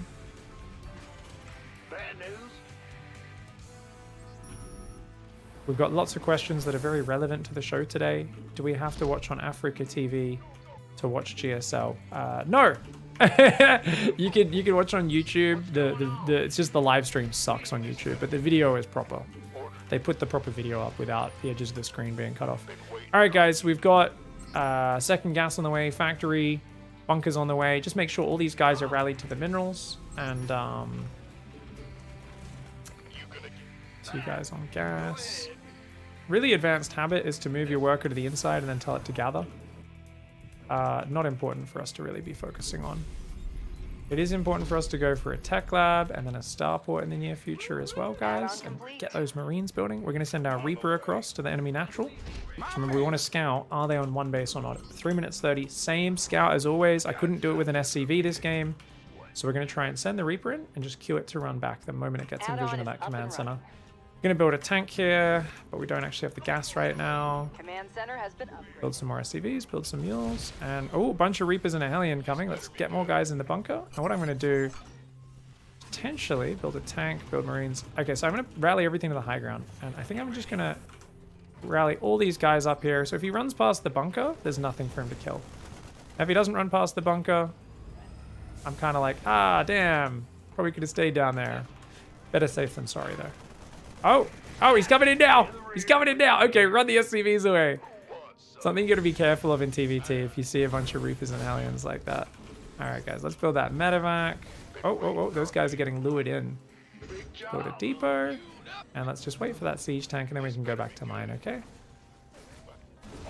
You could also unload the bunker, guys. And then shift 1. Awesome. Tank there. Let's queue up lots of SCVs and mules. Let's try to get ready to build a reactor.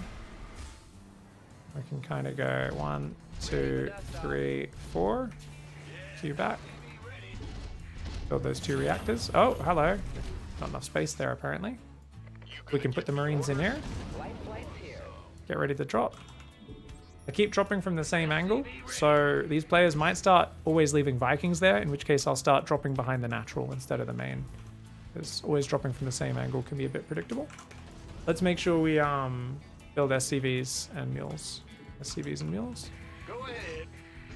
Build depot, build depot. I'm gonna just try to drop on the very edge of the base, okay? Just right there. Add-on complete. Double gas. Engineering bay. Oh, third command center is exposed. I think we're in vision though, guys, so let's just start moving in with these Marines straight away. And we're not going to try to kill any structures. We're just going to go after the SCVs. So we're just going to try to move into that mineral line and just try to do a bit of forward stutter step. And as he comes back, we're not going to take any risks. We're just going to run away because it could be a cyclone or anything behind that. And we're just going to send the drop home. Some people like to leave it out there and keep microing it, but I think once you've done one wave of pressure, your opponent's already paranoid about it, and that's all fine. So SCVs and mules, let's get... Oh, we can't really do the rest of the macro cycle, guys, until we move these over. Okay, you go there, you go there, you go there. We want tanks, not widow mines. Sorry, guys. Bit of a mess here, bit of a mess. Okay, a few more SCVs, last ones we'll need. Drop mules, build Marines, build stim. And then we'll build tanks and medevacs in a minute. But we're not there yet. Let's just get Gary and Bruce non-stop producing depots. Haven't been following my macro cycles too closely, guys. Explaining a new build to you, I get a bit distracted and I get lazy. And that's really bad. Try to always be disciplined and stick to what you know. Stick to those habits that got you this far. Marines, Marauders, tanks, and then medevacs. And depots after that at the end of the cycle. I think we'll probably start saving scans now. Maybe we'll drop one last mule. Last mule. Alright, guys, let's put some scouts out there. Just gonna A move, dumping key. A move, dumping key. A move, dumping key. More Marauders. Lots of Marines. Squeeze a tank. Even 2 accidentally queued up there. 1 more medevac. And we can go depot. Alright, guys. Pretty good. Add that to hotkey. So this map vision is always really nice because it gives me a sense of, hey, are they on 3 bases? Are they on 2 bases? Like, what exactly are they up to? I could put that out there.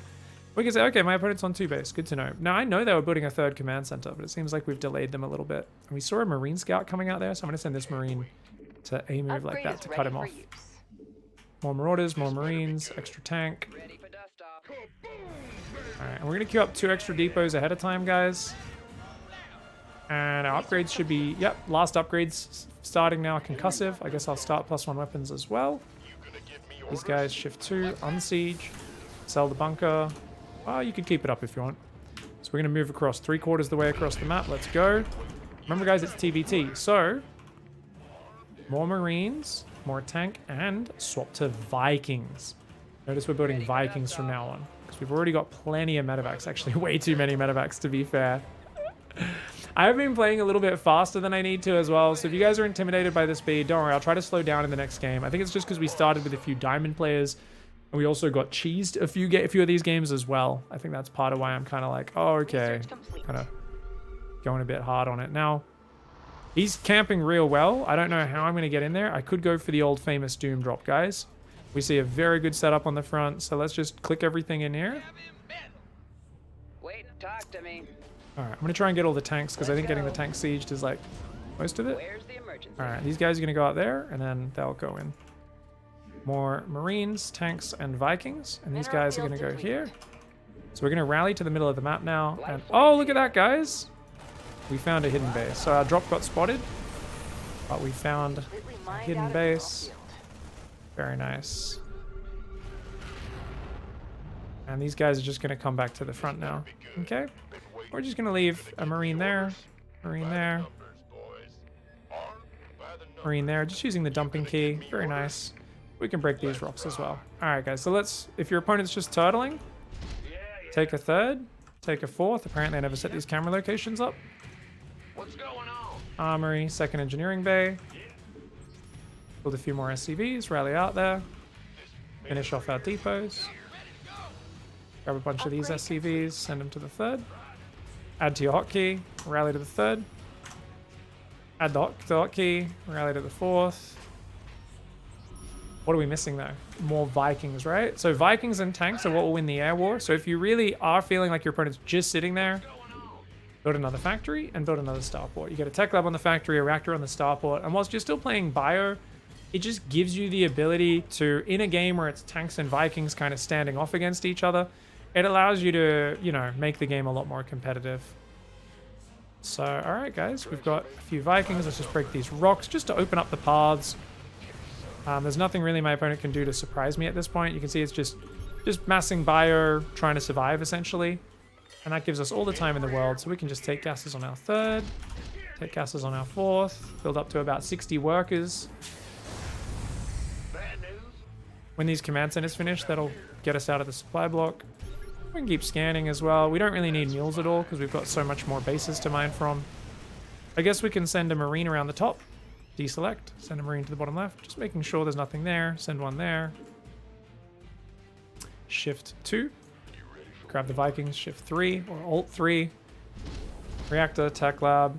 And we can also get more orbitals. Chuck a few guys in each gas. What's going on?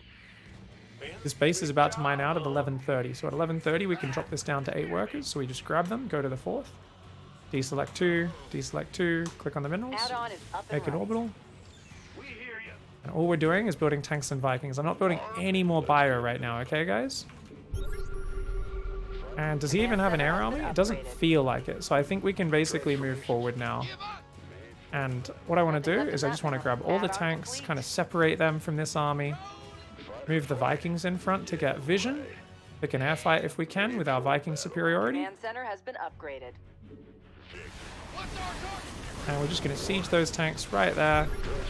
Drop a scan just to make this a bit easier for ourselves. And our bio armies just hold position. And look at that. So all I'm building now, more Vikings. I'll squeeze a Liberator in as well. If you really want... I forgot about upgrades, by the way. Let's get 2-2. We can get ship weapons. If you want, you can get either a 2nd armory and a fusion core. These are not really important things. These are just little bonuses for the late game. My Vikings are a little far back, so he's going to push forward. And he does manage to take out a siege tank, which is nice. And notice I'm pulling away from the Marines, but I'm still fighting the Vikings. So I'm like, do a shot, pull back. Mineral field depleted. Do a shot, A move, pull back. Got to be careful about going too far forward, but it is what it is. So queuing up like Nothing left a in few that mineral tanks, cluster. a few Vikings. Go ahead. And let's try and use the rule of 3 siege tanks wherever we can. So if we grab these 3 siege tanks, we just control click. We can do it like that. And we see there's 1 tank sticking out, right? So we can just basically move those 3 tanks forward. Oh, these guys are in hold position. Whoops. So what you want to do is you just grab these 3 and you just go like that. And siege them all 3 in range. We're just outside of his vision. And even if we were in vision, still we'd be able to do that sort of stuff. He's also got a tank there. So we're going to move these tanks forward. You can click him as well. You can see kind of where he can see too. What's our target? And you can see we're sieging. I think the back one's not in range, but close enough.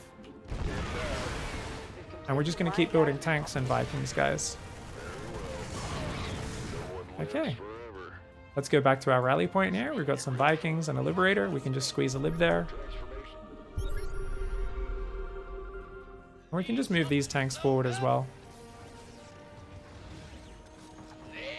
So you see his thing just ran out. Need something liberated? Got freedom? I think we can do that without being in range. So notice we just pull back and then we A-move. Whenever he stands and fights, we just fight if there's no big pack of Marines on the ground. Ready for use.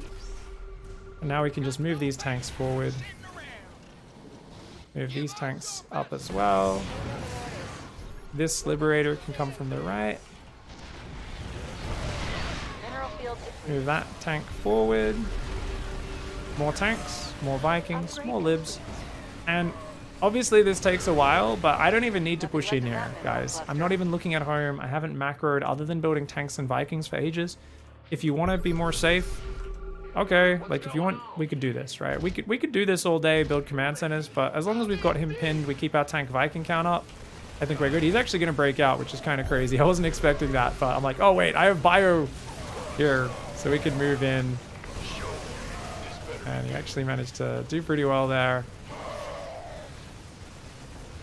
And we can kind of move up into the production. GG, well played. Once you've got vision around, that's really nice. If you want to build like depots or something that you can't accidentally select all army, you could build depots or even just a sensor tower here, a sensor tower here, a sensor tower here. I could go home and get ship weapons and armor. I can get 3/3 upgrades. I can build more tanks, more Vikings, more Libs. I can also get Liberator range, which is really, really nice. GG's. So yeah, we just kind of pinned him in there, and then as always in TVT, guys, if your opponent turtles up, it's not on you to break them, it's on them to break out.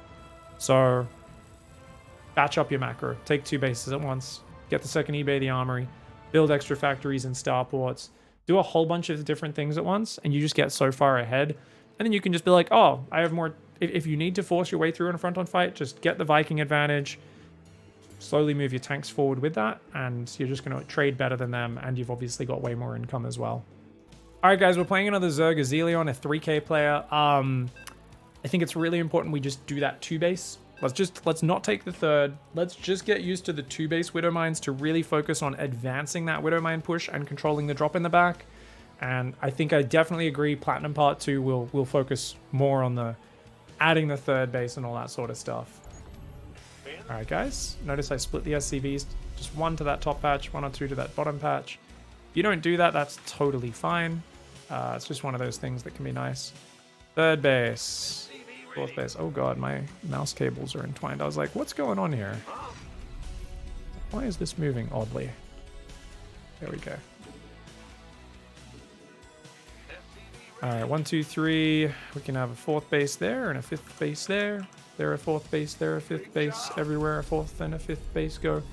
All right, so obviously we already want to be going. I'm already pressing whatever that barracks hotkey is, guys. Barracks hotkey, barracks hotkey, barracks hotkey. And then immediately we're going to build the gas. And then we're going to go right click there, shift gather from the inside. Super advanced technique. You do not need to learn this in Platinum. Just showing you guys ahead of time. I think it's in Diamond. I have it listed down to talk a little bit more about some of these advanced techniques. Can't remember if it's in Platinum or Diamond in my document. But I think we'll steadily introduce them and then we'll start talking about them a lot more later. Grab an SCV off minerals, queue up another SCV to 19 supply. We forgot to send an SCV scout across, guys, so we'll go do that now. I'm already going to queue at home, and that's just because normally a Zerg player has an expansion up early, so I don't expect to have to sit around and watch for that expansion. Alright. Reaper and Orbital.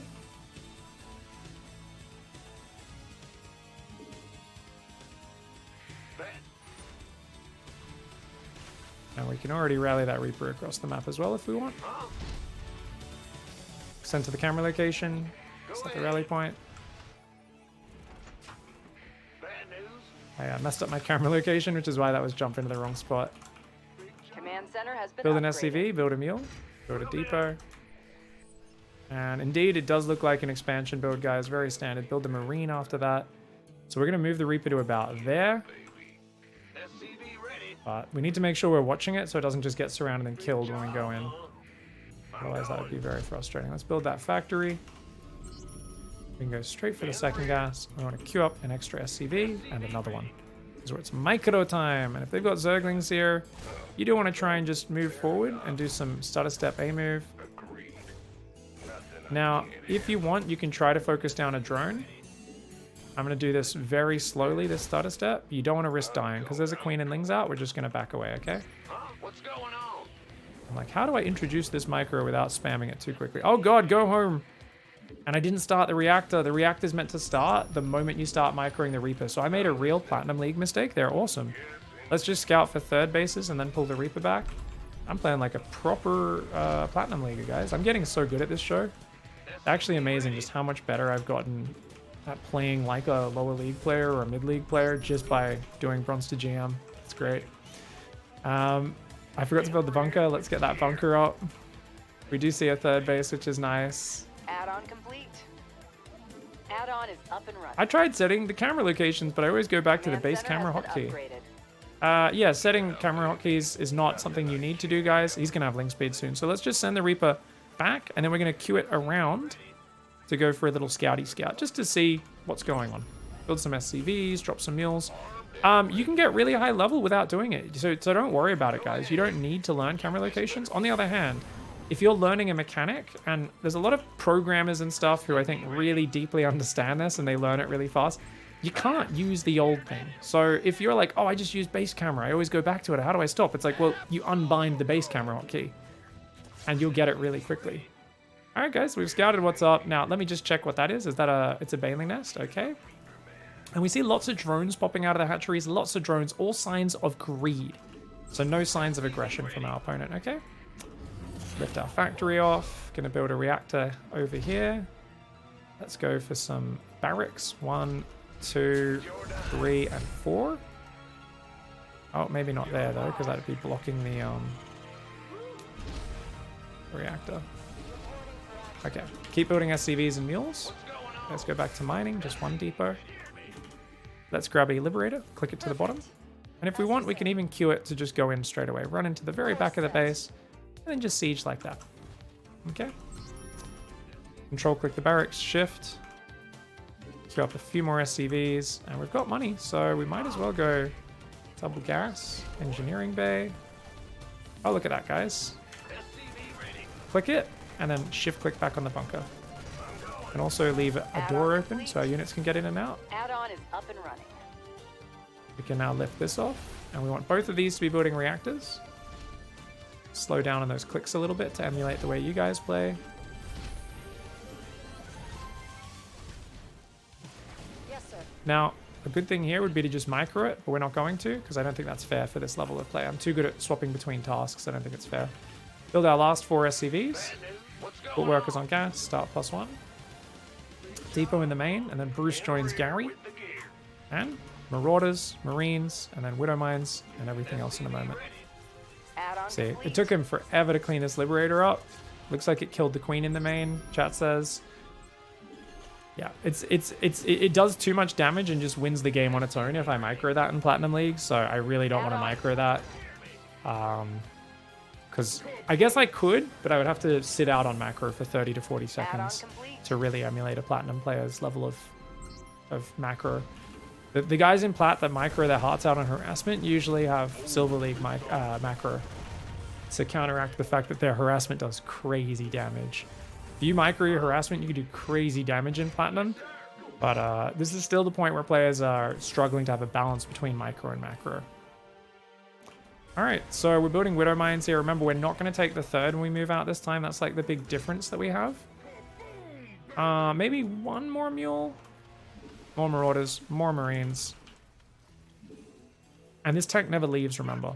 This is our safety tank. That thing never leaves. We'll keep the bunker as well. And medevacs. We've only got 2 medevacs so far, but since Stim and Shields is almost done, Concussive has started. We're done with the research. Start +1 armor ahead of time. I think we can probably move out pretty soon, guys. I'm just going to wait for those next 2 medevacs. And you can see, compared to the macro we were doing previously, I am playing quite a bit faster for sure. I am getting my move out timings much earlier. And the great thing is Widow Mines build so fast. You build 2 in 21 seconds.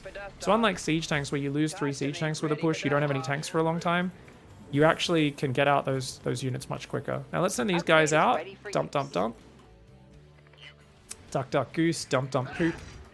It's the Zerg version of that game. Let's move out a little bit.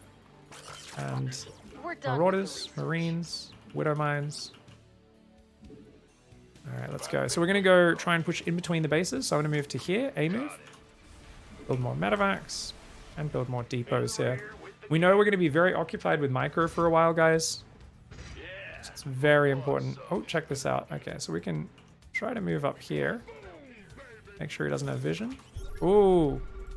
Okay, he's got a lot of 1/1 Ling Bane, guys. Let's burrow and stim. Oh my god. Oh my god. Build more bio, build more Widow Mines. Cool surround. Hot pickup would have been the play there. But if I didn't do it with Pro Micro, there was a decent chance that I was going to kill all my own units. That's why I didn't want to do it. Now check it out. My opponent doesn't have mining on their 4th base. So as bad as that seems for me, I actually think it's totally okay. And let's just drop some more mules because they don't seem to have much creep spread either. So I don't really think I need much creep. This is more going to be about just reproducing an army. That's enough to deal with my opponent. And we don't need more depots for the rest of this game because we just lost a lot there. But what we should have done is clicked on the medevacs and then boosted the medevacs away. The Widow Mines would have got massive damage and we would have saved our bio to fight another day. Now remember, guys, let's always go just grab some guys. So we're going to put these guys down in the main. That's our counter drop, okay? We're also going to send some Widow Mines out here because I think this guy's going to do backstabs on us. Great job on his macro so far, by the way. I think we can bring these 4 Marines as well because we can just load that up reactively. So notice we've got Widow Mines on all the different paths. If your opponent plays a big army, it's really important to do that. And we're going to push the middle, or the top actually. Let's push the top. And then this drop can come in the bottom. And that's going to be hard for him to deal with. So more Marauders, lots of Marines, lots of Widow Mines, guys. And you can see he's got these macro hatches. Now you don't want to just hit hatcheries. You always want to go for drones and queens. So we're going to move in there, kill the queen. And then he's got lots of units. And you might think, oh, I'm not doing damage. Don't worry, just leave it there. Are those units on move command? I don't think so. What is this fucking guy doing? Splitting his army up. This is unfair, man. I looked up there. I'm like, I wasn't even watching it all. Now what? They're not meant to be able to deal with things in 2 places at once. That's insane. This player's watching my Bronze GM. So we're going to drop here while that next army moves forward on the top, guys. Lots of Marines, lots of Widow Mines. We're going to try and kill these queens. If you kill the queens, they can't really stop you doing this over and over. So now we're going to queue it to drop down here because I think he's taking that base, guys. So we're going to try and run this in. We've got some Widow Mines coming forward. We're going to scan. We'll try and move that Widow Mine forward as well. And the trick is, because he's clearly trying to kind of ambush me. Alright guys, so luckily I didn't lose all of these guys, but I did lose a lot of them. We're just going to tell those to unload behind the Widow Mines. These guys here are doing great damage, killing lots of drones. We're putting lots of Marauders, lots of Marines, lots of Widow Mines. Don't get me wrong, guys. If your opponent has managed to ambush your first push as well as this guy did, you're probably going to lose the game, but that's okay. Alright, so these guys here doing some good damage. I'm just going to leave them there for a moment. We're going to be ready to come back, okay? These guys here, shift 2. Go back, pick these guys up. And we're just going to go over here and try and, Ready for dust off. yeah, try and go back and heal over here, okay? Alright, these guys are here. Now, we can obviously lift this down to a third base, guys. I think that's what we'll do. Just control click, go there. We've got plenty of gas lined up, so it should be fine. More mines, all this stuff. Awesome. Nothing left in that mineral cluster. All right, just focus on this two-prong push. Notice I'm just clicking the Widow Mines and borrowing them. Oh shit, I didn't realize he'd be right here. We tried to do a bit of a spready, guys. That was a bit pro for me. I should have pre-spread. I just assumed his army would be down the bottom. I keep being surprised by how well he's cue that to drop there. How well he's leaving his units spread is kind of insane. But I guess he's watched the show and kind of knows what he needs to do. Hey, lots more Marines and Widow Mines coming in, guys. Keep moving these Widow Mines forward. Just keep boxing this army. Shift 2. Completely mined out a mineral field. All right. This base is also super overmined. Let's move it there. I'm going. All right. Ready for pickup? We're gonna pick those guys up. Drop there. All right. Time's a waste, say the word. Just gonna put some Widow Mines, some funky spots, guys. Put a Widow Mine over. Just gonna stim that whole army. By the numbers, this bit, you gonna what's up? Move these guys forward. Be ready to pick up and pull them back if needed. We're losing the drop on the other side, but that's okay. We can just send a new one. Tell these guys to drop there again. Does my opponent have 2-2? He's got 2-1.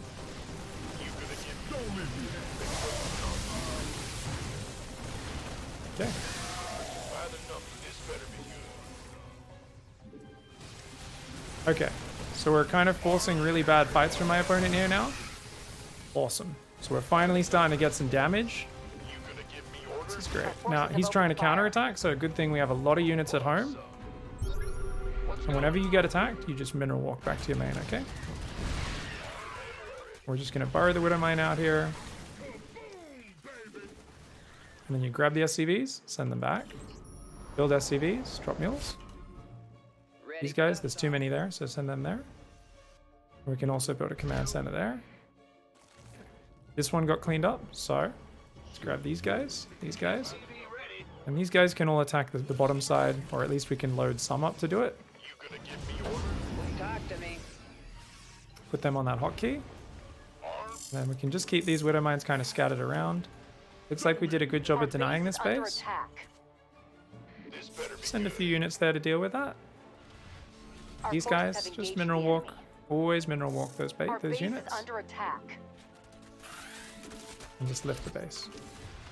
Our forces have opened fire. you want a piece of me. Put in the bunker. Okay, Picking up. Now what? so we can try to drop here and then stem those guys in from that angle. These guys are still really nice spread, guys.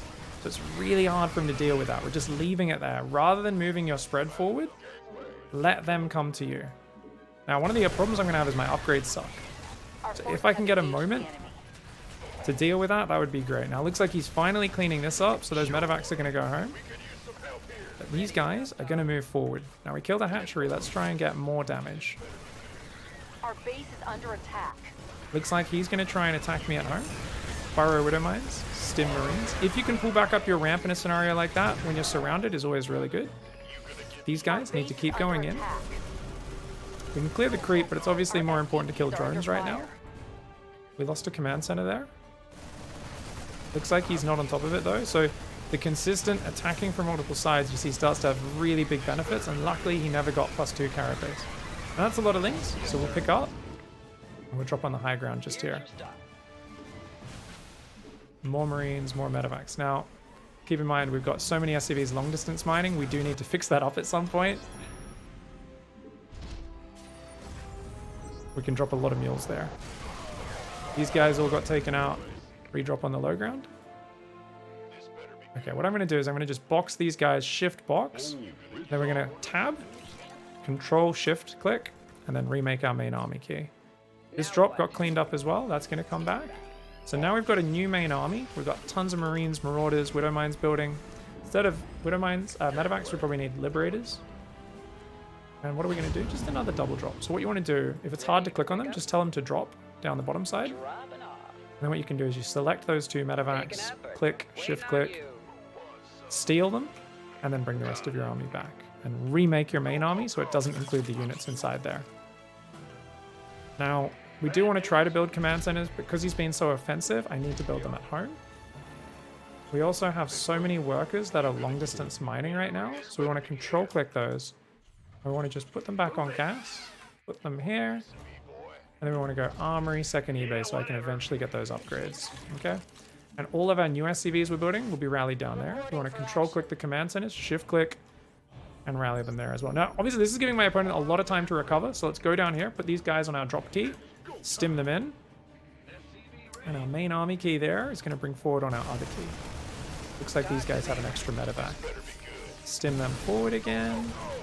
I kind of want to get rid of this overlord because I feel like it's spotting a lot of what's going on, but notice if I move behind the minerals, he can't really get in very well, so we could do some more damage. So we're going to send this here, and because he's busy dealing with it, we don't really want to do anything with it because you know he's staring at it, right? It's that passive kind of pressure I was talking about earlier. More Widow Mines, more Liberators. Okay, so we're just going to move this army around the top again. And I think what I'd really like to do is put a few of these Widow Mines kind of further out as well. So we're going to dumping key, grab a Widow Mine, tell it to burrow down there, dumping key. Tell a Widow Mine to burrow, dumping key. Tell a Widow Mine to burrow, dumping key. We're just kind of sending those Widow Mines everywhere, building more Marines, more Marauders. And check it out, guys. We've got 3 more orbitals building now, which is going to give us a lot of income the longer this game goes. And also go down here, take those gases, because you can see we are out of gas right now. That is really starting to hurt us. Okay, so let's move our main army up to this top base. The drop can try to come in and drop the bottom again. Has he got a hive, by the way? I think I killed his lair. But we do see a couple of infestation pits. All right, so we're going to siege those Liberators. Our base is under command center has been And notice we upgraded. don't want to let those drones away, so we're going to try and move forward before A moving. That base just died. We lost every worker there. That really hurts, guys. Let's siege this Liberator on that base to see if we can Nothing left in retake that it. mineral cluster. And then our army up there, we just want to spread out a little bit. Make sure it can't get jumped on when we're not looking. Okay. Same with these guys. Just pick them up. Just hide them. Hide them in the Mineral bottom. field depleted. We need these guys to move down and secure that base, because otherwise it's going to die. So we're going to bring an SCV there. All right, let's borrow the Widow Mines. And let's move back here, guys. We had a lot of Widow Mines. Oh my god. The Phalanx just killed a lot of Widow Mines. All right, guys. So what we want to do is we want to send Liberator harass in now. What you do, unsiege a Liberator. Initiating. Full speed. It's a fun game, man. This Liberator, Got freedom. unsiege around the back. As you say. Our base is And under this one, attack. we want to just come in from the front on that base. Oh, we're trying to build a lot more Marines right now. You can see he's causing us a lot of problems. We need to lift these command centers, guys. Our Oh, base moving is out with my under Liberators attack. maybe at the worst possible time, guys. Try to mineral walk away, but because the ramp is raised right now, we're in trouble. Command centers are dying. Oh, God. Hopefully these Liberators are doing damage. I don't know how these guys got there, guys, but they did. There's Bio that just walked into that base for some reason. Our base This is Bio's under going there attack. as well. Notice, when you make the game desperate, you really need to pull back to your ramp. And Azelion totally destroyed me there, guys. Totally destroyed me. That honestly counts as a loss for me and a win for Azelion. Azelion played like a friggin' savage. But we just showed a whole lot of abusive things that you can do to ruin your opponent. And Lib Harass is really powerful. I was holding off on the Lib Harass because I kind of knew it would be very, very hard for him to deal with. So I didn't want to go for it too fast, but at a certain point I was kind of forced to. I was still only on 1-1 upgrades, guys, at the end. So the lack of adding upgrades here, the longer the game goes, does really, really affect you. It hurts you very, very badly. But yeah, let's go back to the very start and look at how well he ambushed me and fudged me up, because I moved out at what I thought was a pretty crisp timing, but my opponent followed my Zerg Bronze 2GM to the letter. It made it really hard. I do think I would have actually had an easier time if I'd taken the third base behind my push. We'll see what happens. Yeah, Eon Blue, our GM Zerg in the chat, says, please take a look at the first surround. I want to see the state of the game after that. Look at this beautiful surround. Sets up this army on both sides of the map preemptively. I only see the top left. I don't see the bottom right. So I'm like, okay, it's just mass Zergling, right? I don't know about the Banelings coming in. I had a lot of Widow Mines. I was like, okay, this fight looks pretty good for me. And I was already realizing I was going to take massive Widow Mine splash, but I figured he would take even worse, so it was okay. Remember what I said? The best move here would have been to quickly right-click on my Medivacs and then try to boost the Medivacs away so they don't take splash damage. This is a crazy impressive surround for Plat League. It was really well done. You can see the Widow Mines do good damage to him, but they do massive damage to my own units as well. We do get one final Widow Mine shot, but we even killed 2 of my own Medivacs. And whilst it is cost efficient, the problem is it takes the wind out of my sails, and my opponent now can, you know, with all these hatcheries and stuff, really start to get in control of the game. And at any moment, if they build 20 drones, they have a saturated 4th base, and they're at 74 drones, right? Whereas if I build a command center, it's going to take a long time before that kicks in. So that was a fantastic surround. If you spread your units out, you spread the Widow Mines out, you're going to do better there. A lot of people be like, well, how do you avoid that? How do you avoid that? Most players aren't going to do it that well. I just could have had a few more Marine spotters out there. I could have been a little more wary of his army. When I saw the army coming from the top left, I could have pre-spread a little bit without knowing about the flank. But you can see how my Marines kind of do branch out for a bit of vision. I just didn't send one on this bottom path at all, whereas I sent them on all the other paths. If I sent a 4th Marine out on the bottom path, I would have seen that army and this army, and I immediately would have spread my army out like here or here in a big spread. And then I would have been very patient. I would have split a drop off if he doesn't engage me to harass the main, and I would focus on my macro for a little bit, waiting for him to get overeager and walk into me. Cool. But because he got shut down on our first big move out, this was, you know, kind of almost GG from there, right? It's a massive advantage for Azelion, and Azelion did a really good job of continuing to engage in multiple areas over and over again. Because I thought, okay, cool, you got one good engage, that's all you're going to get. But remember, I sent another army out the north and didn't get anything. Now, I do send a drop-off, just a single dropship, and we really try to work multiple angles and be very annoying with it. And I definitely slipped some fancier micro in there. But look at this. It's got 2 armies, and he sends a secondary army in almost for like a counterattack while defending with the main army at the same time. And I was not watching at all, because I was like, oh, there's no way. Like, he's going to be busy with the drop. He's going to be falling into a defensive stance. But the fact that he stayed split up like that, friggin' god tier move. It's funny as well, because you could see he kind of A-moved that army back to defend the drop. I think maybe he F2'd. Yeah, I think I don't know if he F2'd or not, actually. Maybe not. Yeah, he's not even watching the other army. Neither of us was. And turns out Banelings are a bit better than Bio when you're both not watching and you're clumped up. Well done. Well done, man. That was really well played. I like seeing my Bronze to GM kick my ass, dude. So what's a way to make this easier for yourself as well? So here's a good hot tip that we can do every game to make it easier to get across the map. The moment your first medevac hits the field, load up 8 Marines and get the drop going. I guarantee you he does not surround me as cleanly as he did in the middle of the map if I've got a medevac that he's worrying about.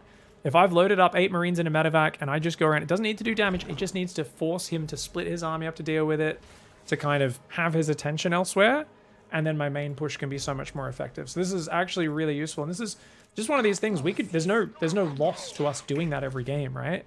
Always send a single dropship out of Marines the moment a medevac is ready. This makes it much harder for the Zerg to ambush here on the map. I love that it's such a perfect circle. I'm so proud right now, guys. I'm so proud. That perfect circle of blood. Like, every Zerg out there has an absolute boner at this, man. Inspiring. That is absolute carnage. GG, mate. Pig, trying to get back into StarCraft, but work, going back to school is kicking my butt. Thanks for the content. Hey, Base Boomer, welcome back. Yeah, it's important to lower your expectations and try to just have goals that you're working on improving at. If you work at improving at StarCraft, it's usually very fun to just enjoy the flow of the game. But when you obsess over winning or losing, the game seems very unfair because there's so many things that can happen to you you don't expect. And once you start focusing on winning or losing, you start getting more upset over not winning, and the game gets very frustrating. All right, guys, we've got a 3100 Protoss here for this game, and that last game, that TVZ was wild. I'm still reeling from it. I've spent a few minutes kind of analyzing the replay and everything, and I'm still like, whoa, what just happened? I love that people are being more aggressive. There's been people using my Zerg Bronze to GM, and because I'm not really harassing them too heavily, they're really applying that in a nice, clean manner. Barracks into gas. Let's go. I just think people in general are really playing very nicely today and putting a lot of pressure on me. So it's cool to see. It's gotten so interactive at this point. There we go, guys. Do we have our camera locations? Nope. 3rd base, 4th base, 5th base.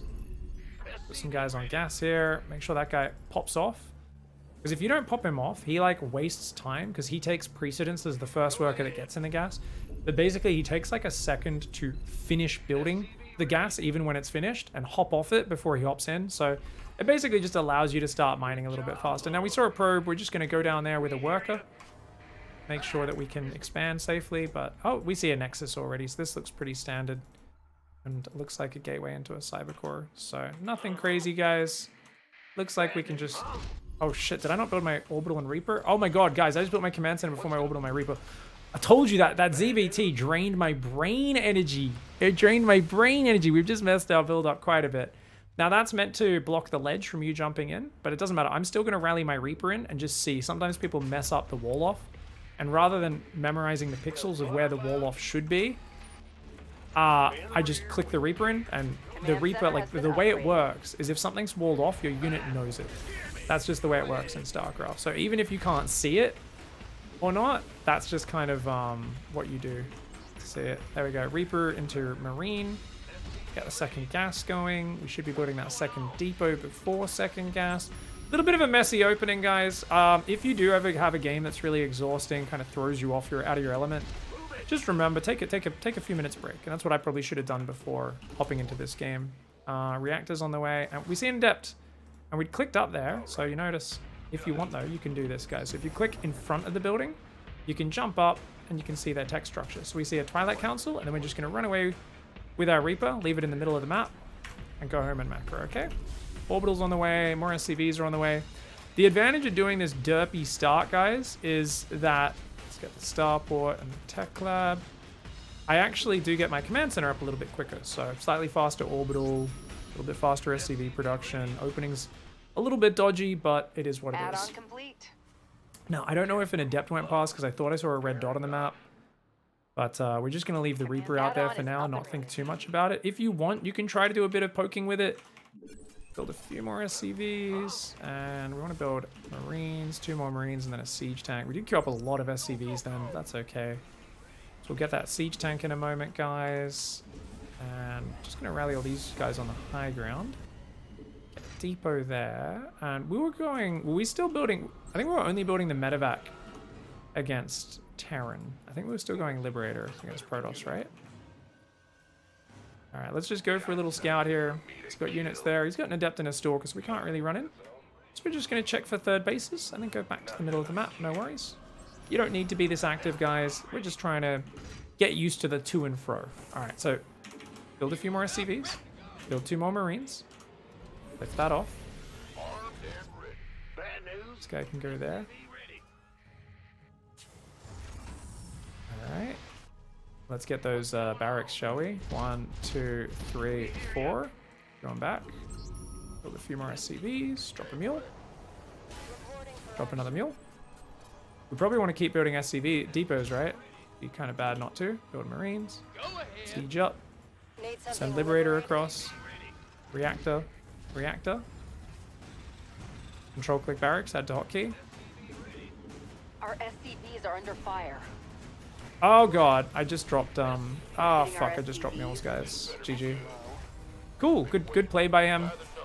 This is one of the plays that will catch you off guard. What you want to do to try and give yourself a chance here is we're going to siege the Liberator. So we're going to go I'm playing a little bit faster right now just to show you guys what you do need to do. Our base is Going to build lots of Marines, lots of SCVs. Trying to repair that since he seems to be wasting time attacking it. Oh, I forgot to build the engineering bay, didn't I?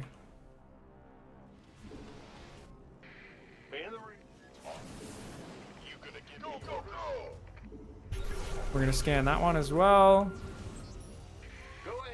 Put these guys back to mining. Do I still not have the engineering bay? Oh my god, I don't. All hands to battle stations. So tilted this game, guys. Build a reactor. Go to tech lab. And it's gonna be another 30 seconds. If he had another DT in here, we'd lose this game. But instead, the Liberator killed 7 probes. And our opponent shat the bed. You never know when your opponent's gonna shit the bed. Because I shot the bed by not building a turret. He assumed I'd have turrets up by now. I did not. Add-on complete. I just got away with murder. I just got away with murder. Oh my god. Oh my god. I should be so dead. Add-on is up and running.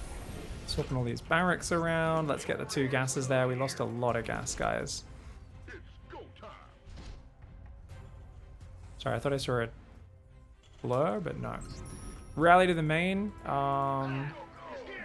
Just gonna rally these guys onto gas straight away. Okay, let's get shields.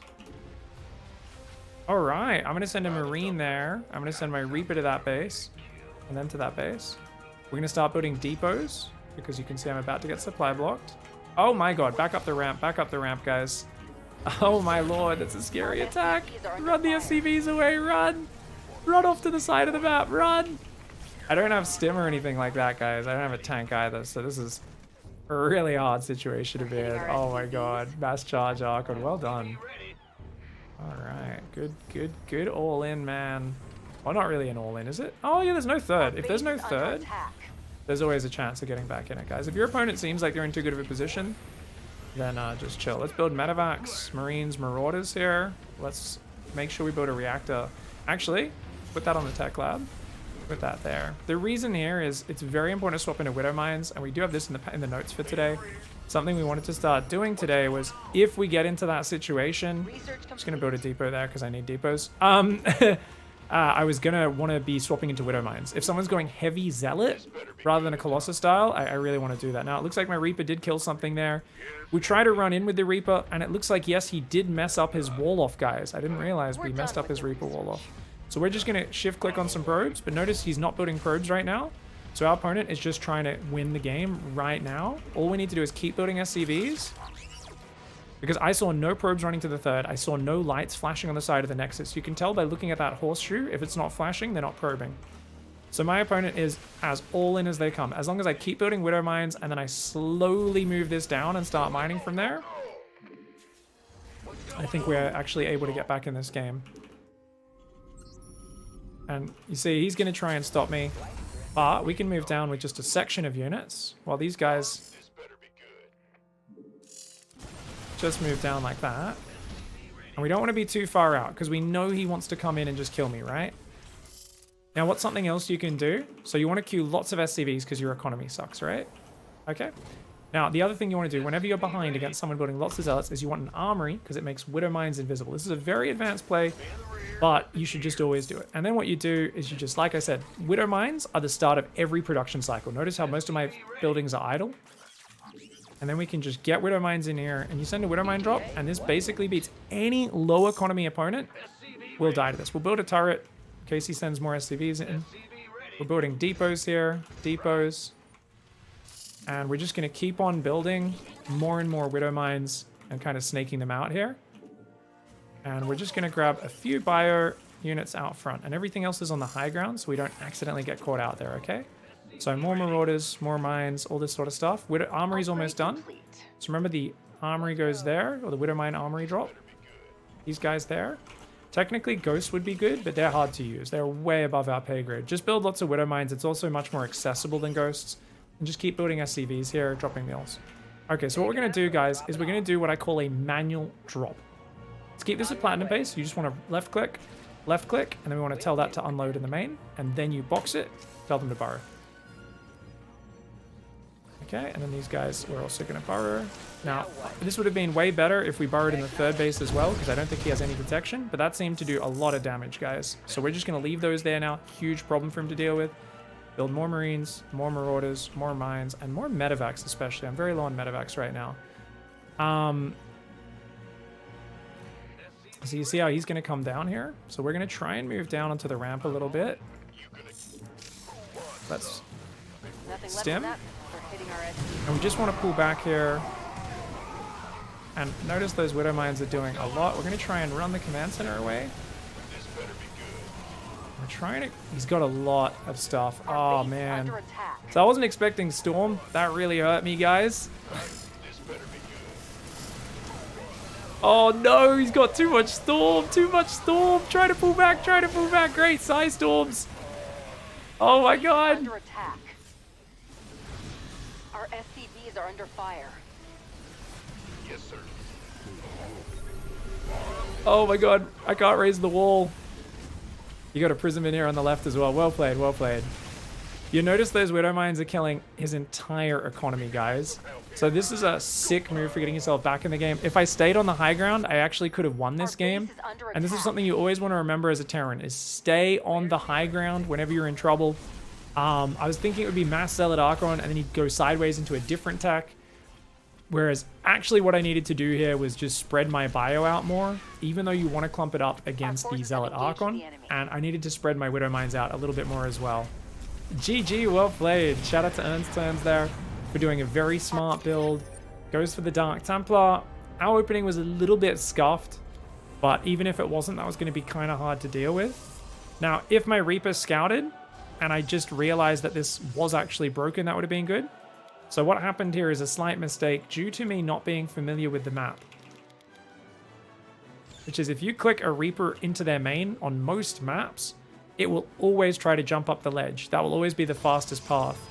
But because this Reaper comes across from a far enough left angle, due to the way it paths across the map, it's actually faster for it to jump up here and just go straight up the ramp rather than to jump up there.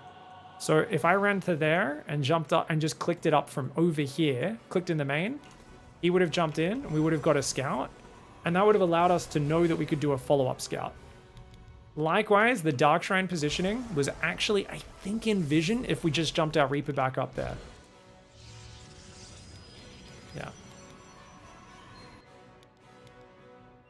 Are you sure? What about the Reaper pathing? Yeah. Look, this guy is being clicked here. I don't think that changes at all. See? And he tried to run through the front. Yeah. So you do want to go back in and scout with your Reaper. Other than that, this is a risk which is calculated and part of the build. This is one of those things where people get really angry about this stuff. They go, I'd like to Dark Templar, fuck. Number one, your Reaper can potentially scout it. It's absolutely possible.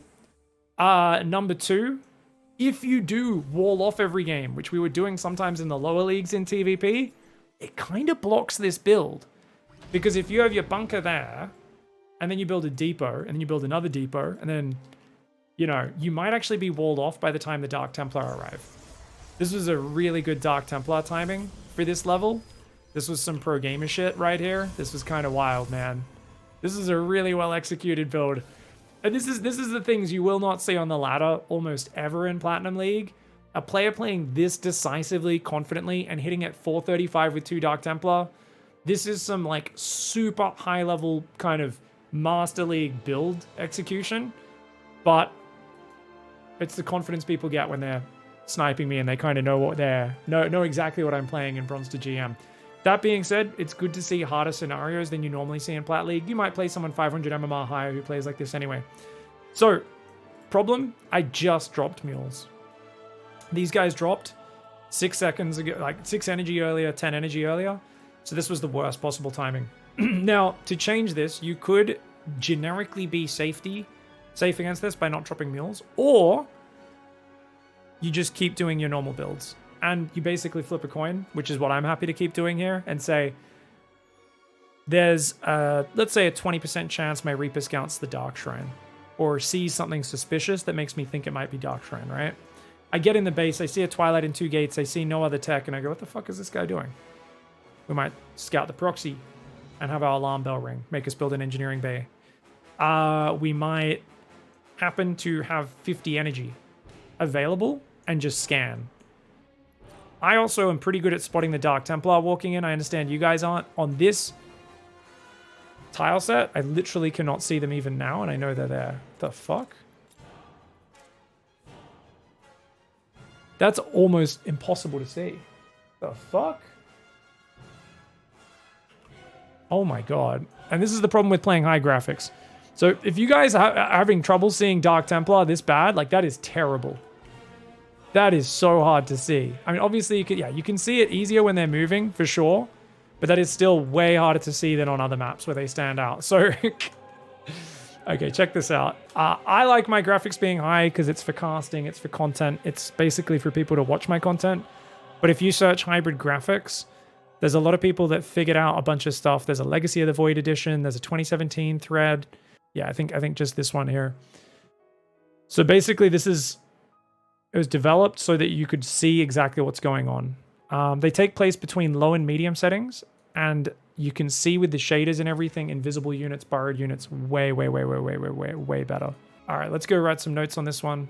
DTs. We will just die to this sometimes. It is what it is. So we can minimize the loss by Reaper scouting. Initially to see Twilight, but trying to go in again for another scout. Check for Dark Shrine. Or just, why is there only 2 gates? And a Twilight at, 3 minutes 30 or 4 minutes and nothing else. Doesn't add up. What else can we do?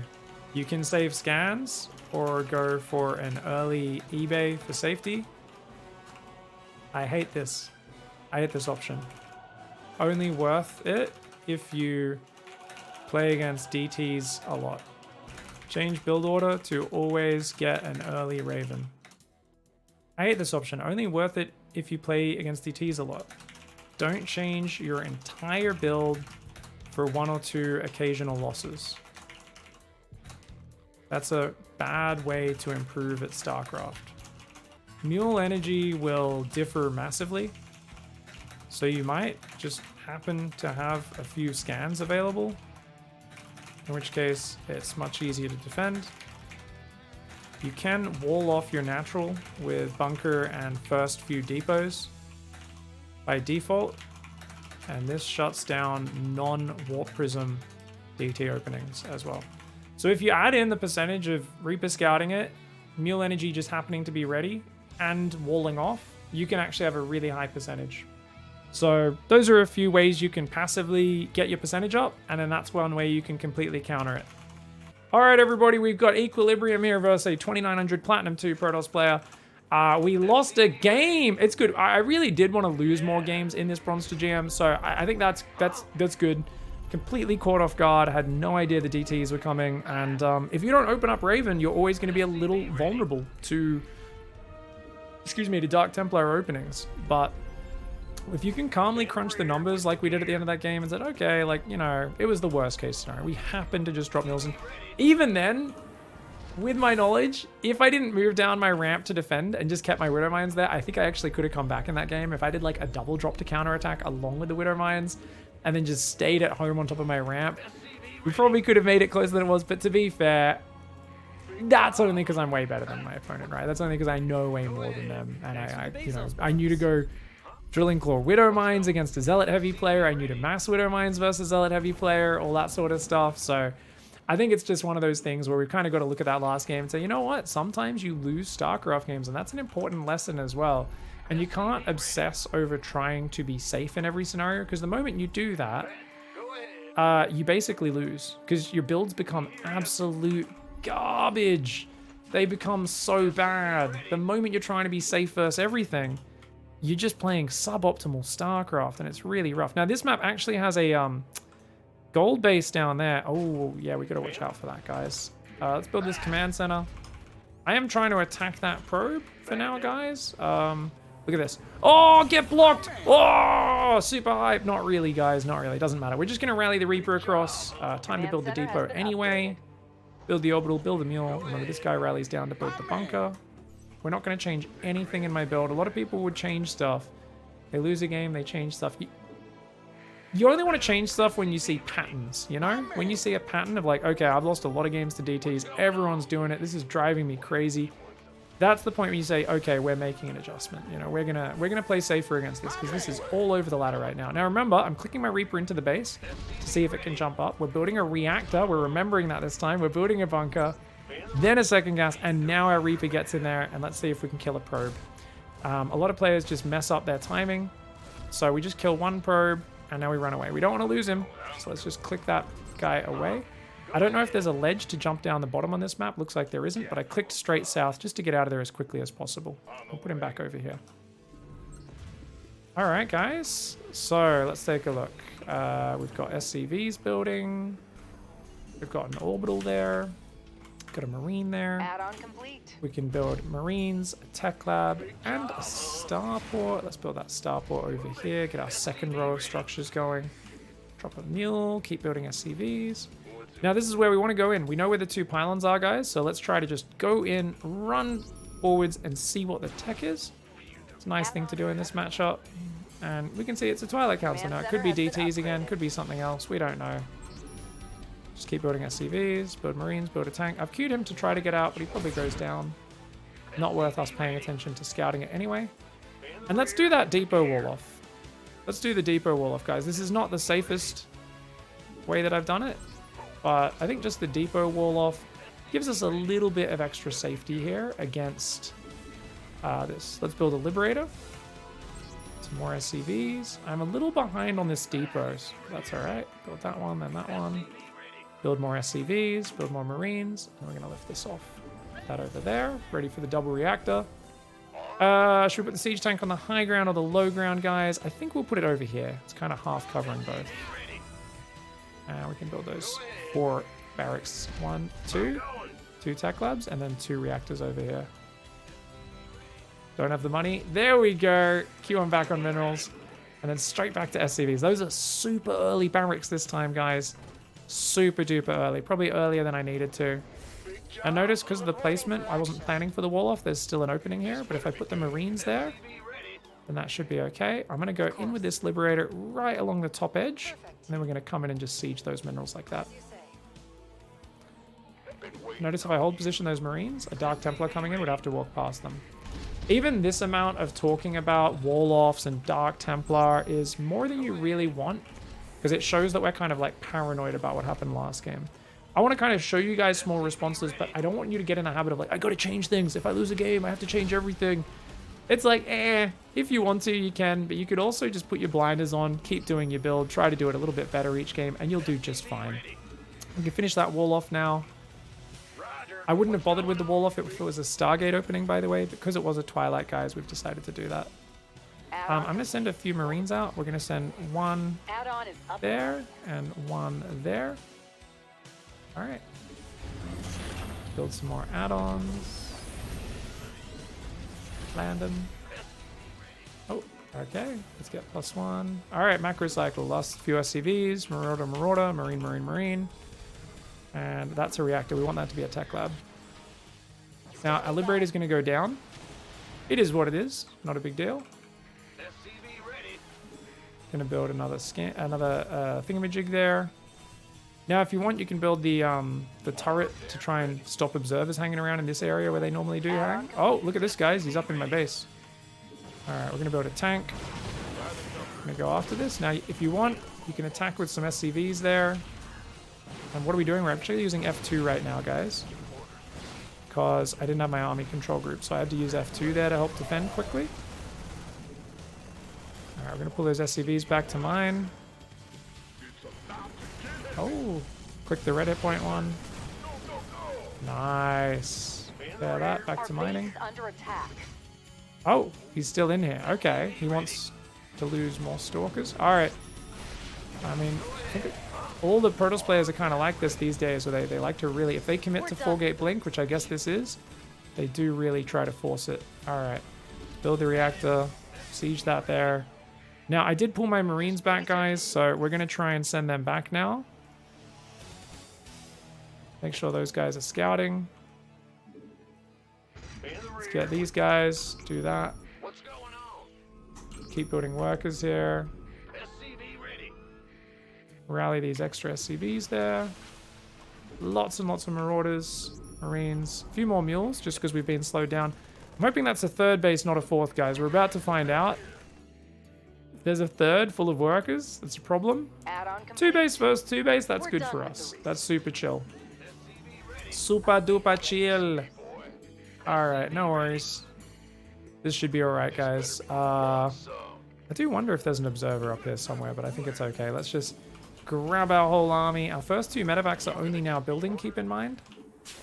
We need more depots, more Marauders, more Marines.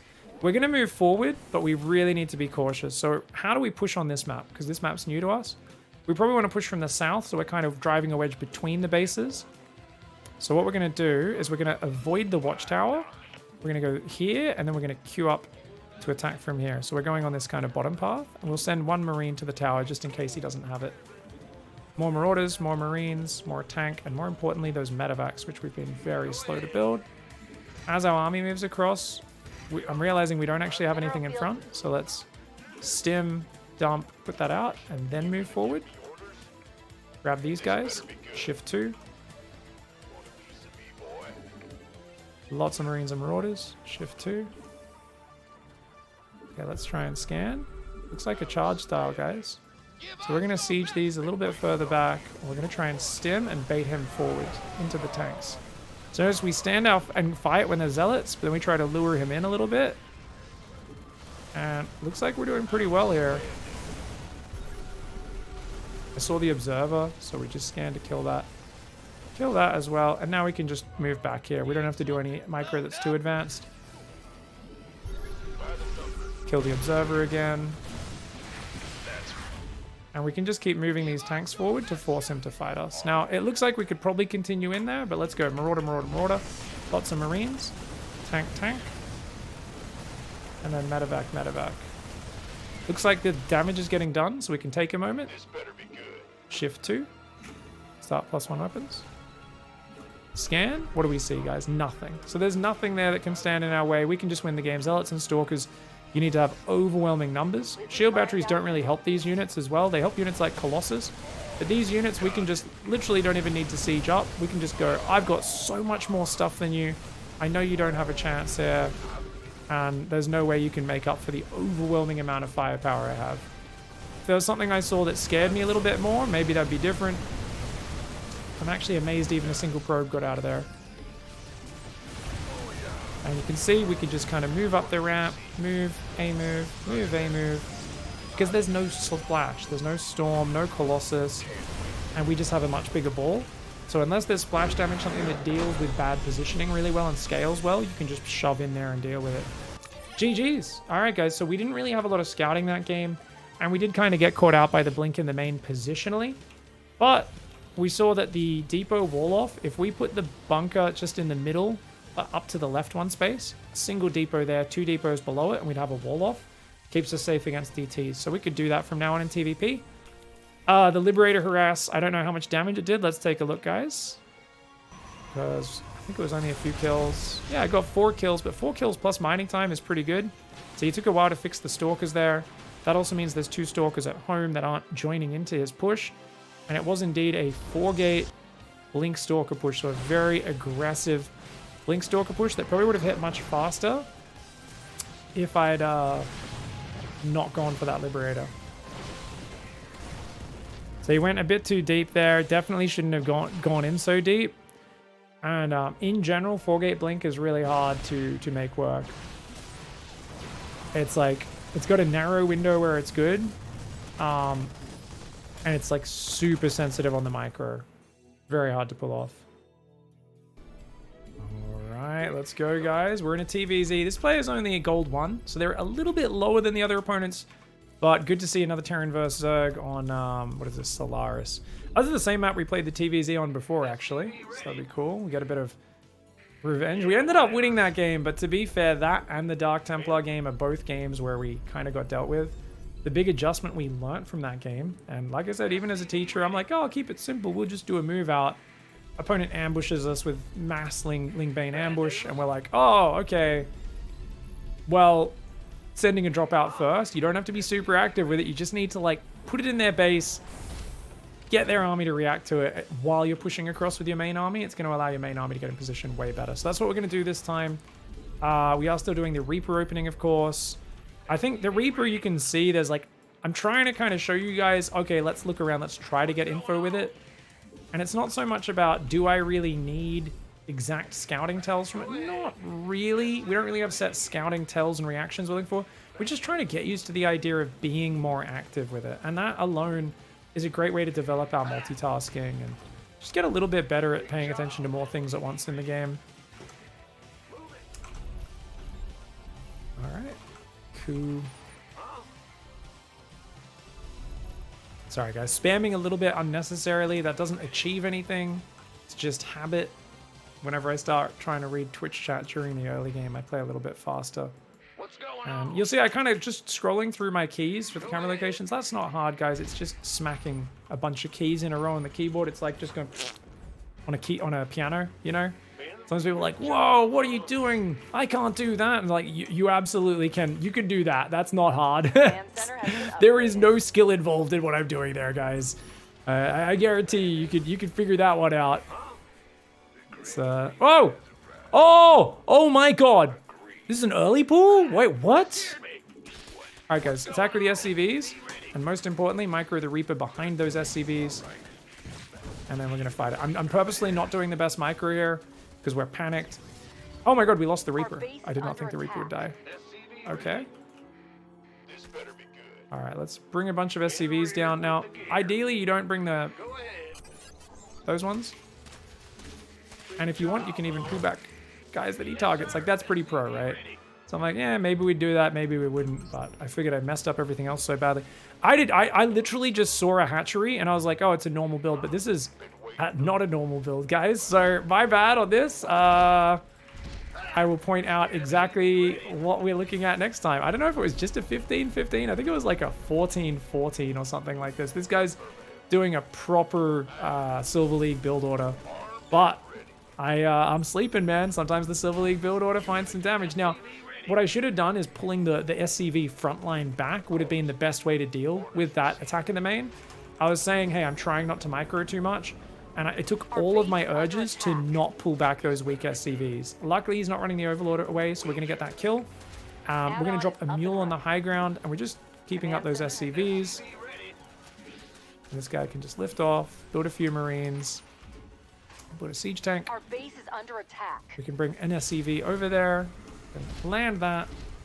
Alright, and we're just going to keep playing the way we normally do, guys. Now, get that guy on auto repair, get his starport, and we can rally onto the natural.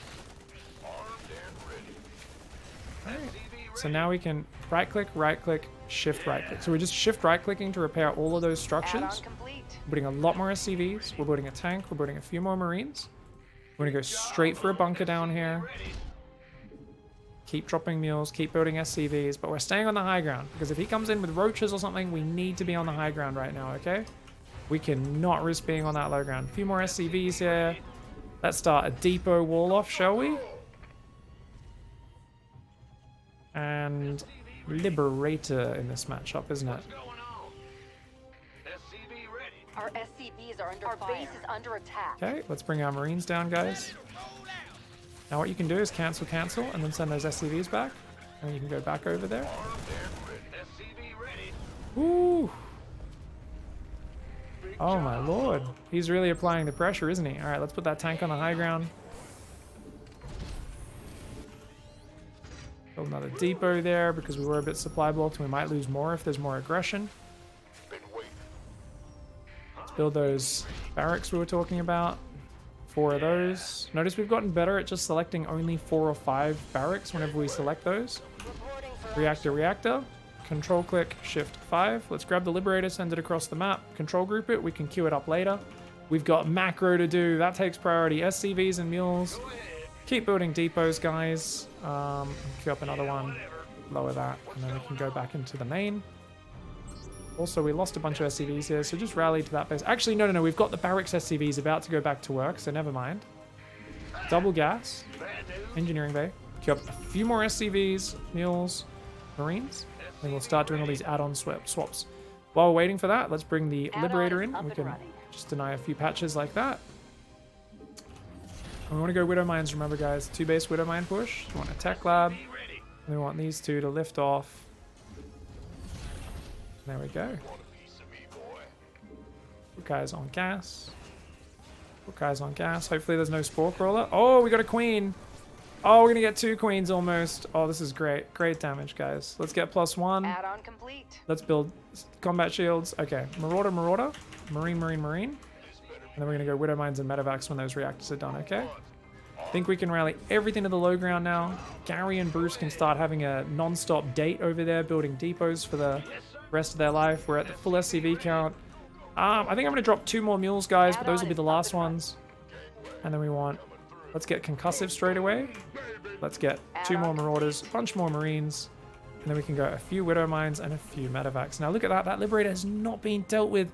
And this is what I'm talking about. This is so common until you get to higher levels. The Liberator is one of the most cracked units. And it only costs 125 gas now. It is obscene. What the opponent needs to do is grab their queen, and they just need to right-click, shift, right-click anywhere in this area. And it'll kill it. But as you can see...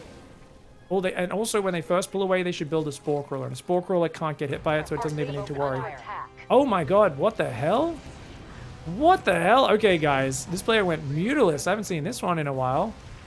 Alright, we're going to build a few turrets here. Alright, guys. Let's try to get down there. Gonna burrow those Widow Mines. Put some of these Marines up on the high ground.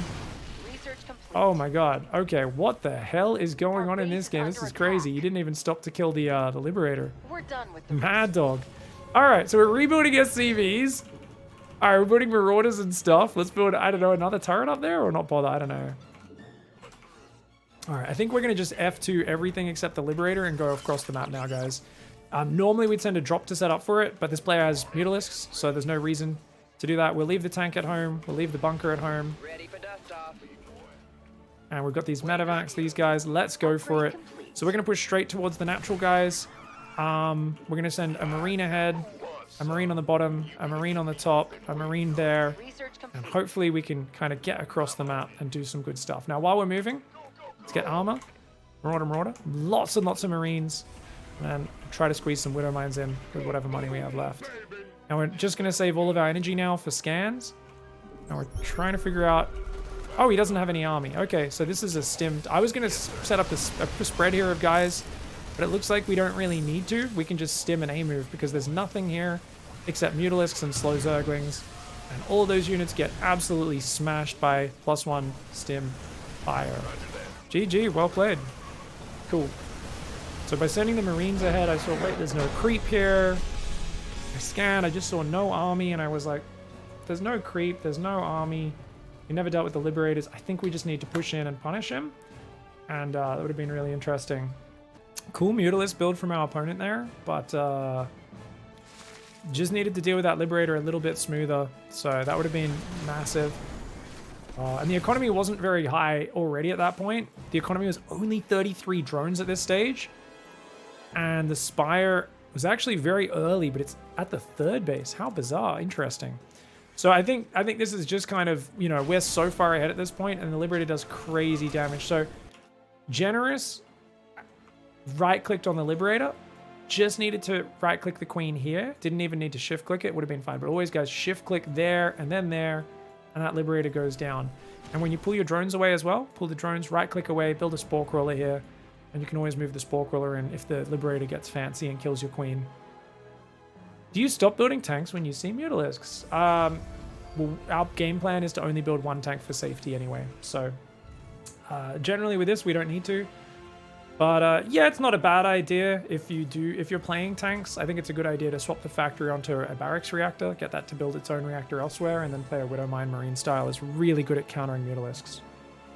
Okay, so that's really important to include. I forgot to go in and look at the replay. Apparently it was a 14 pool, 14 hatchery opening in that last game. If I just noticed the spawning pool was finished with my SCV guys, we would have just left the Reaper at home, and we could have out-microed those Zerglings, and it would have been really easy. There was a bit of micro we could have done, so just to think of it, if your SCVs are all fighting here, guys, against Lings, what you want to do is you want to do a nice narrow strip, and then mineral walk them back, like that. And it'll pull back all the weak SCVs before they die, and it'll let your green healthy SCVs come to the front line and take their spot. So that's something that I resisted doing in that scenario to give it a more realistic sort of scenario. But you definitely want to make sure you try to do bits of micro like that if you are pulling SCVs into battle a lot. And you can often tank an insane amount of damage without losing a single SCV. Now we're playing a TVT here, guys. So this is also Radhuset Station, which is a wild map. It's a very fun map. I really like it because it's King Sejong Station 2.0.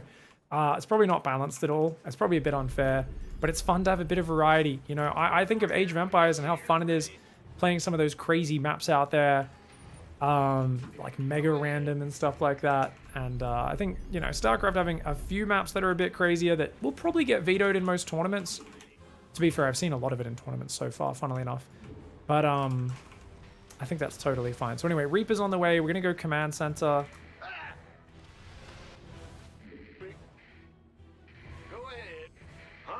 Command center goes down. Do I have a camera locations? Third base, fourth base, fifth base. Okay. Oh, we're being proxy marine rushed, guys. Okay. Command center has been upgraded. So what we do is cancel the command center, get down here.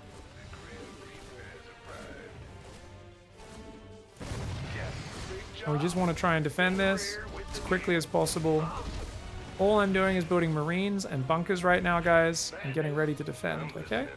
So he's there on number 2. These guys are on number 2. He's on number 1.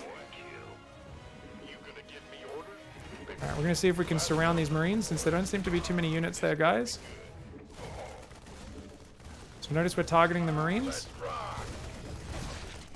Whew! Okay, build more SCVs, build more mules. Build depots, which I forgot to do earlier. He pushed up my ramp so early, which I was not expecting. Okay, we can go back up the ramp now. If you get your bunkers up, that's great. All you need to do is pull SCVs to get the bunkers up. I'm still going to have all my SCVs on a hotkey if I need to pull them. But I think we should be fine now. Whew. Alright, we can sell the bunker in the back. We can go for factory, second gas. You might be wondering, well, don't you want to go for a command center like normal? Yeah, normally, but he's so committed. This is like, there's all-ins and then there's this. This is beyond all-in. Alright, we'll just rally marines into the other bunker, no worries. Woof. Alright, guys. You need to shove up the ramp or you need to back out. So this should be game over in our favor. So he's lost so many units. We can build a reactor. And he goes for the GG. GG, well played. Cool. This was not a perfect response at all. I was kind of just in commentary mode and talking about things. And why didn't you close the wall with supply depots? It doesn't do anything. He's got ranged units. So closing the wall doesn't really help. Helps if they've got zealots or zerglings. But if they're Terran, I don't really see how it's going to do anything, really. Yeah. So let's go back here and talk about what this response should have been. Because this is like real super duper all in. Because it's such a big map. And I scouted a bit late. This delayed me seeing what was up. So we should be scouting no later than, what, 50 seconds? Because it's like barracks, gas, and we should immediately be sending this SCV across. So I sent this SCV about 7-8 seconds late, which is why I started the command center. So we've got both number 1, biggest map in the map pool, and an 8-second delay on top of that, which adds to maybe a 13 or 14-second delay on me realizing what was happening, maybe even 16 seconds. So you can imagine if I was there a little bit earlier, this is a little bit different. So it's good. This simulates us being slow, kind of at watching what we're watching or whatever, right? I do think Death Source could have executed it a little bit better, but I love that they mixed this in there because it's really useful to defend cheeses like this and get used to it. So once I realized what was up, I was like, okay, cancel the command center, start building marines after my Reaper, and start building bunkers. The most important thing I forgot was I also should be building 1 or 2 depots back here. Because if this depot goes down, I'm completely supply blocked at 15 supply. So I want to build 2 more depots. 1 to get me past 23, but 1 also to ensure I can get beyond there as well. Now, you want to grab SCVs, put them on your second army group, and bring them to fight straight away. You don't need to bring too many straight away, but I still pulled a lot just to be extra safe and keep it simple. And I built a backup bunker as well as a forward bunker, which unfortunately got kind of blocked, or I canceled the order. I'm not sure which one there. So I should have already had that bunker starting. You can see I took a few seconds to restart it. completely forgetting the depot is really bad, but if the fighting is very messy and you start losing SCVs, you don't really need the depot straight away, because if you start losing units right now, you'll be good. Now, I did some fancy Reaper Micro, I ran down, I did a grenade, I pulled back, got some damage. But then I kind of realized, wait, there's just 2 Marines there. Why are there so few Marines? Cool, I think I can kill these guys before there's 10, 15 Marines together. I might as well go down there. I also saw a bunker on the low ground. Bunkers on the low ground achieve nothing. Shows me that Deathlords probably hasn't done this strategy all that many times, maybe the first time trying it. Because the bunker there just doesn't achieve anything, right? If you're going to go a bunker there, okay, cool. But you should be just building SCVs at home, making an expansion, and all that sort of stuff. And remember, it's already 19 workers versus 11. Going down here was just an opportunistic move. I did not need to do it. What you'd normally do is you'd wait with your SCVs here. So if he moves the ramp, his Marines won't get vision on the high ground until they move to about here. Your SCVs are waiting here. You can quickly A-move, or if you're even super pro, you mineral walk your SCVs on this mineral patch, so they phase through the Marines as they move up, and then you A-move and you trap them on the ramp so they're surrounded. Once you've got bunkers up, you don't need to worry about that, because guess what? You've got bunkers. Just put Marines in the bunkers, pull back, and just leave 5 SCVs on auto repair next to the bunker, and you will be completely fine. Keep making SCVs, try and get a factory up just to be super safe in the follow-up. Non-stop build Marines here to get more firepower, because a bunker with just 1 Reaper, 1 Marine is not that much damage. You need more Marines building constantly, and you should be able to hold.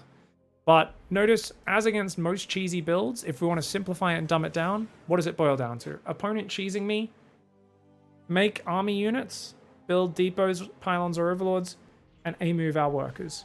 If you combine your workers and the army units you're building together, usually you can hold off most cheeses. Yeah. And if you guys want to bring it back as well, I mean, just remember, this is all just kind of the cheese response from one base stuff, right? Where it's like, hey, get a bunker on the high ground and continue doing your build. Remember, it's a little bit harder now, though. Proxy, 3 racks, Marine, SCV all in. Our reactor is much later, so we have less firepower versus this. Pulling SCVs at the right time, plus building multiple bunkers to make sure one gets up becomes key. Whereas if you go reactor first, so much easier to defend this. You just you're like a little more vulnerable for a moment, because you know you have to defend with just workers, but then you've got 2 Marines, then 4 Marines, then 6 Marines, and your firepower just gets up so much exponentially quicker. Yeah. Cancel CC or don't start it in the first place, preferably, if you paid attention to scouting. Yeah, 2 bunkers on high ground. Swap to Marine production. If you just started a Reaper or Reactor, cancel it.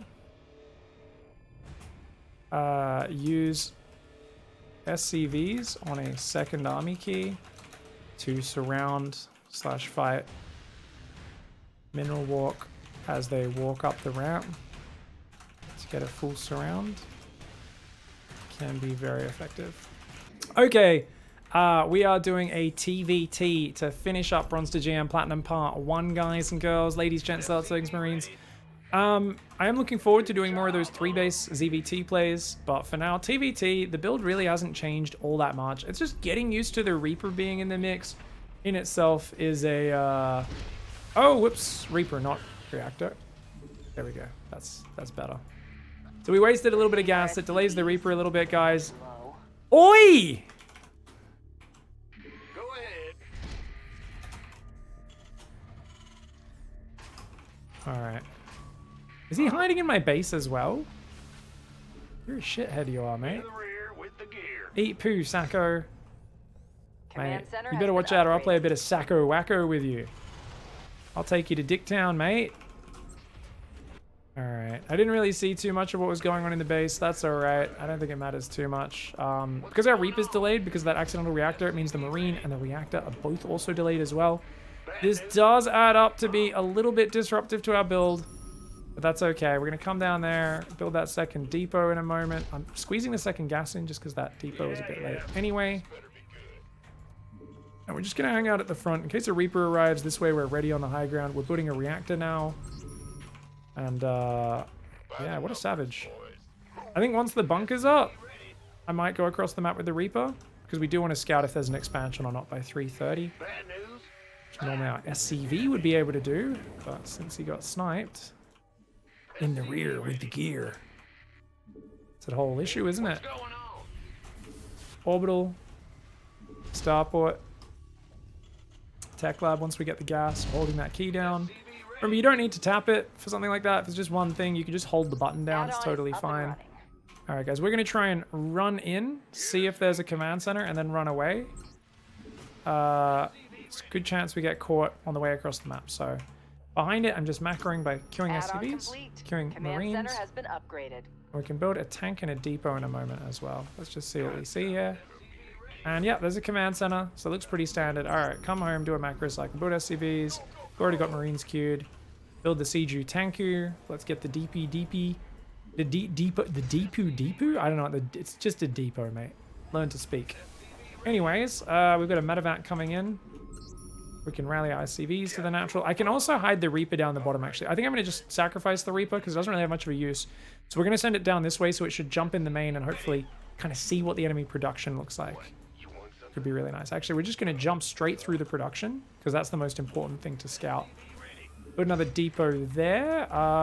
Oops, I queued that wrong. Let's slow down. I'm jumping my screen around a bit too much. Sorry, guys. All right. Put the depot over here. Load out 2 reactors. We didn't see shit. That's fine, guys. My opponent's doing a great job of denying scouting. 1, 2, 3. And we really want that 4th barracks, but we don't have the cash right now. There we go. Queue them back. So we're going to drop a scan. If your opponent's denying your scouting a lot, it might be because they're doing something really tricky, but we just see a 3rd command center. This looks really standard. Looks pretty chilled out. Looks like they're just building Hellions or Widow Mines. Maybe Cyclones, Marines, and maybe a medevac, so nothing too crazy. So we're going to go for a drop down the bottom. Add-on is up and Lift running. off that. Double gas, engineering bay, Add-on complete. depot, and then Gary can start non-stop building depots in the back of the main. You can build a tech lab. We'll swap all those barracks over in a little bit. All right, guys, so we're going to tell this to just drop right in the mineral line. Gonna put that there. That one can go there. That one can build a tech lab. We can put some dudes on gas while we're waiting.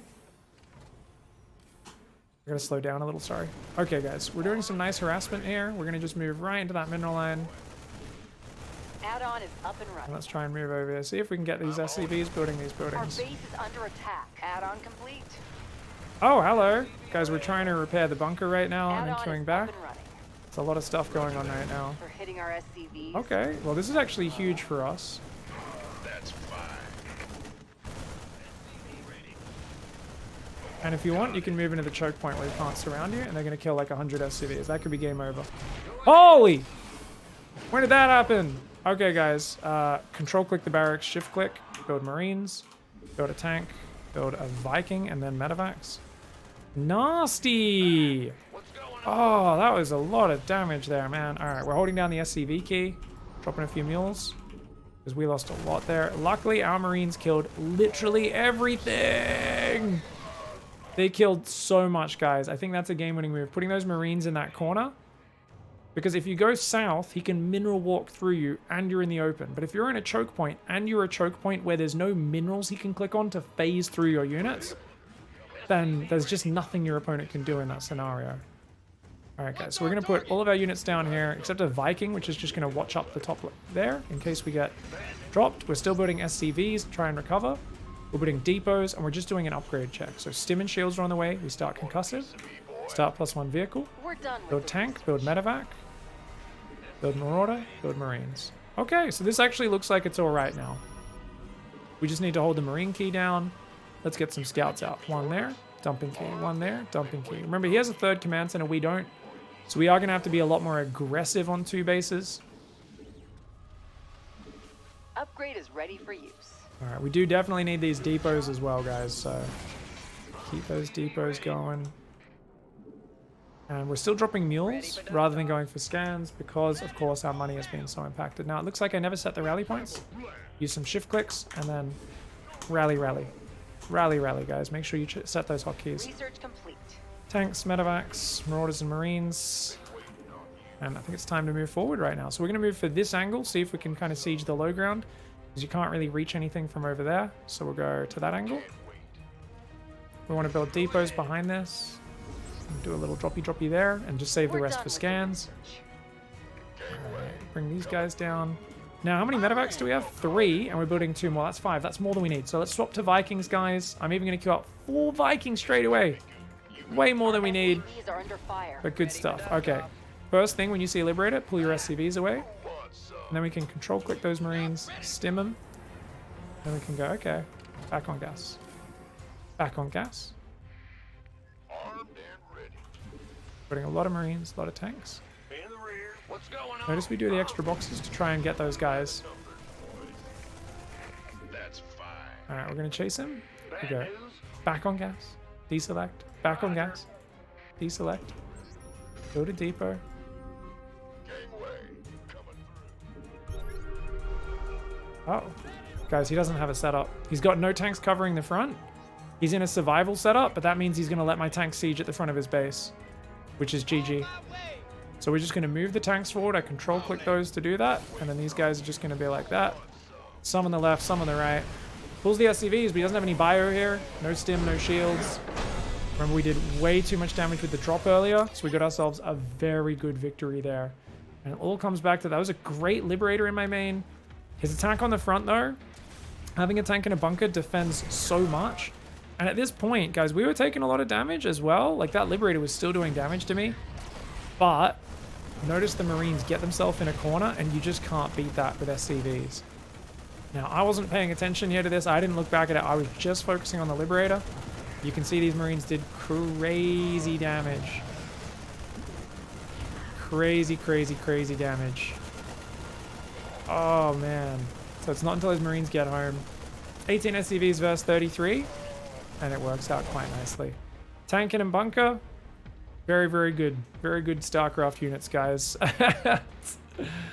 And the drop did a lot of damage. That drop did a crazy amount of damage. GG well played, though, man. GG well played. So, awesome. That was pretty good, man. Alright, guys, we've got a TVZ versus analysis. This is a Diamond 3 player to finish off today. We're definitely going to try and be a little bit more active with drops and stuff. Diamond 3 player, a lot harder than what we really are obviously focusing on teaching you guys so far. But we are going to focus on that kind of 2 base game plan still. So we'll see if that can happen. Also, if he's looking really powerful on the macro, we might do just a little bit of Liberator micro as well, just to make this nice and competitive, because otherwise a Diamond 3 player knows exactly what build I've been doing.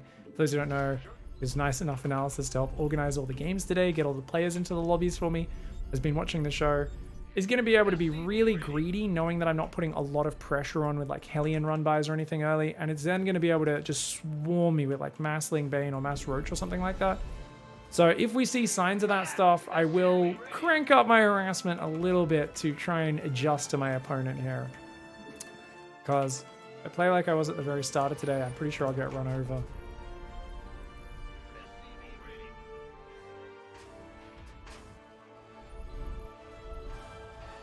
Oh, I forgot to send an SCV scout.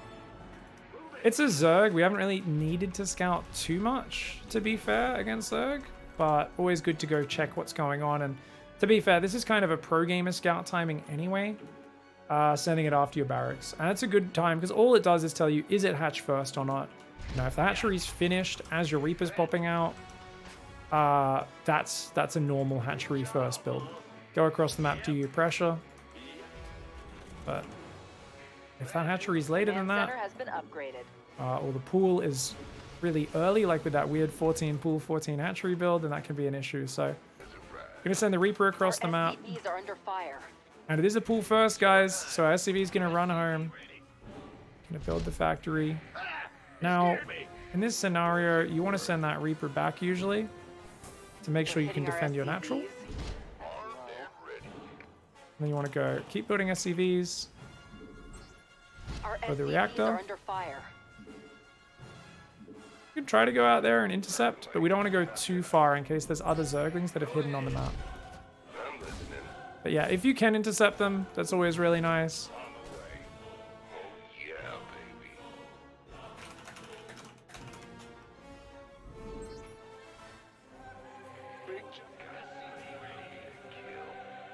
And we had to go across the map to confirm if it was roaches or not, guys. So now we know it's roaches.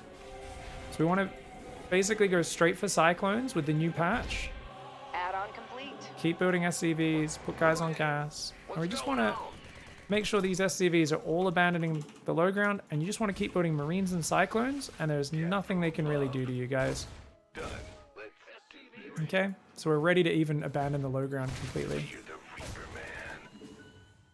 Command center has It's been not really upgraded. important to kill those. It's not important at all, guys. Just get inside the bunker. But check it out. This is actually going to buy us a little bit of time here and a bit of space to micro. So just keep rallying those guys up there. Cyclone's actually doing great.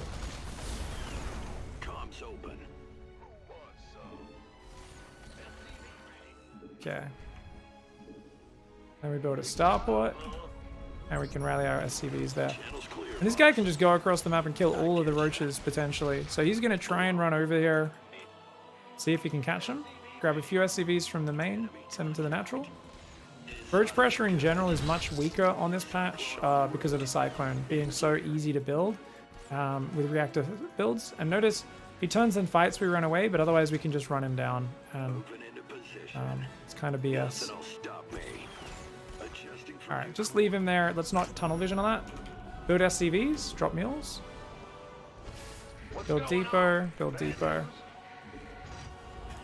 Build Marines, get tech lab. Well, we don't really need a tech lab. We can just go straight to reactor here.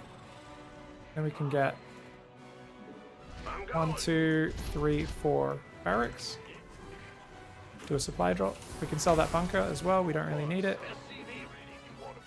Build lots and lots of SCVs. And we can F2, grab both of our Cyclones. We can just check. If there's another third base, we can try to pressure it.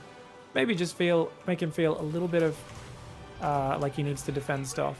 But we don't really need to. Oh, you could also just catch overlords on the map. Oh, this is crazy advantage for me, guys. Hands off the mouse and keyboard for 15-second timeout to make up for how bad his opening is versus mine and how much damage we've just got. That's like, this is such an advantage situation. I thought I would have to dial it up a notch, but because you can just defend this with an early Cyclone, yeah, it's a whole thing. All right, guys, we'll build 2 gases, build an engineering bay. It does not.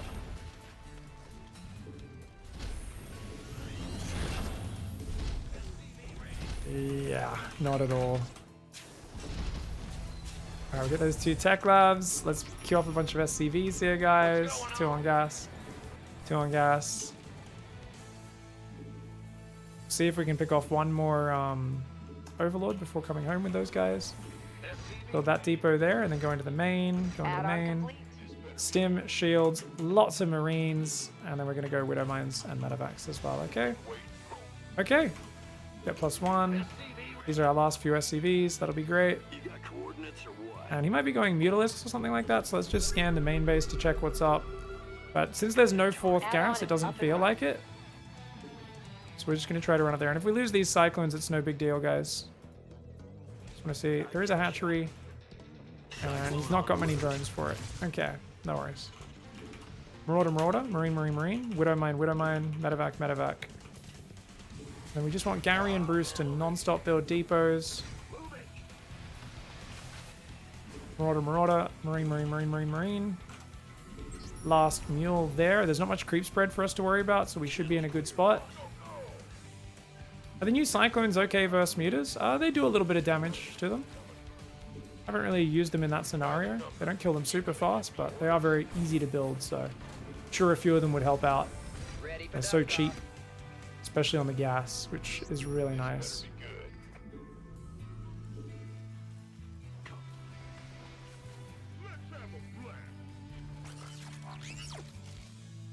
Research complete. Been waiting on you. Alright. So remember, guys, we want to try and send a drop across. Dropping off. So we're going to queue that to unload in his base. Everything else, we're just going to grab here. And we're going to send a few Marines. We're just going to use the deselecting technique rather than the dumping technique. Totally up to you, which one you prefer. Marauders, Marines, Widow Mines, and depots. So you notice my Marines are clearing up individual Zerglings all over the map, guys. Awesome. And it's push time. So let's go push. Life flight's here. So we just press stop, Upgrade is put ready the for Marines use. up, put them back in. That's all right. We can just be annoying. All those guys need to do is distract him. Just say where. Single Zergling there. Box, shift 2. Lots of Marauders. Lots and lots of Marauders. Let's go forwards here, guys. And you see these guys?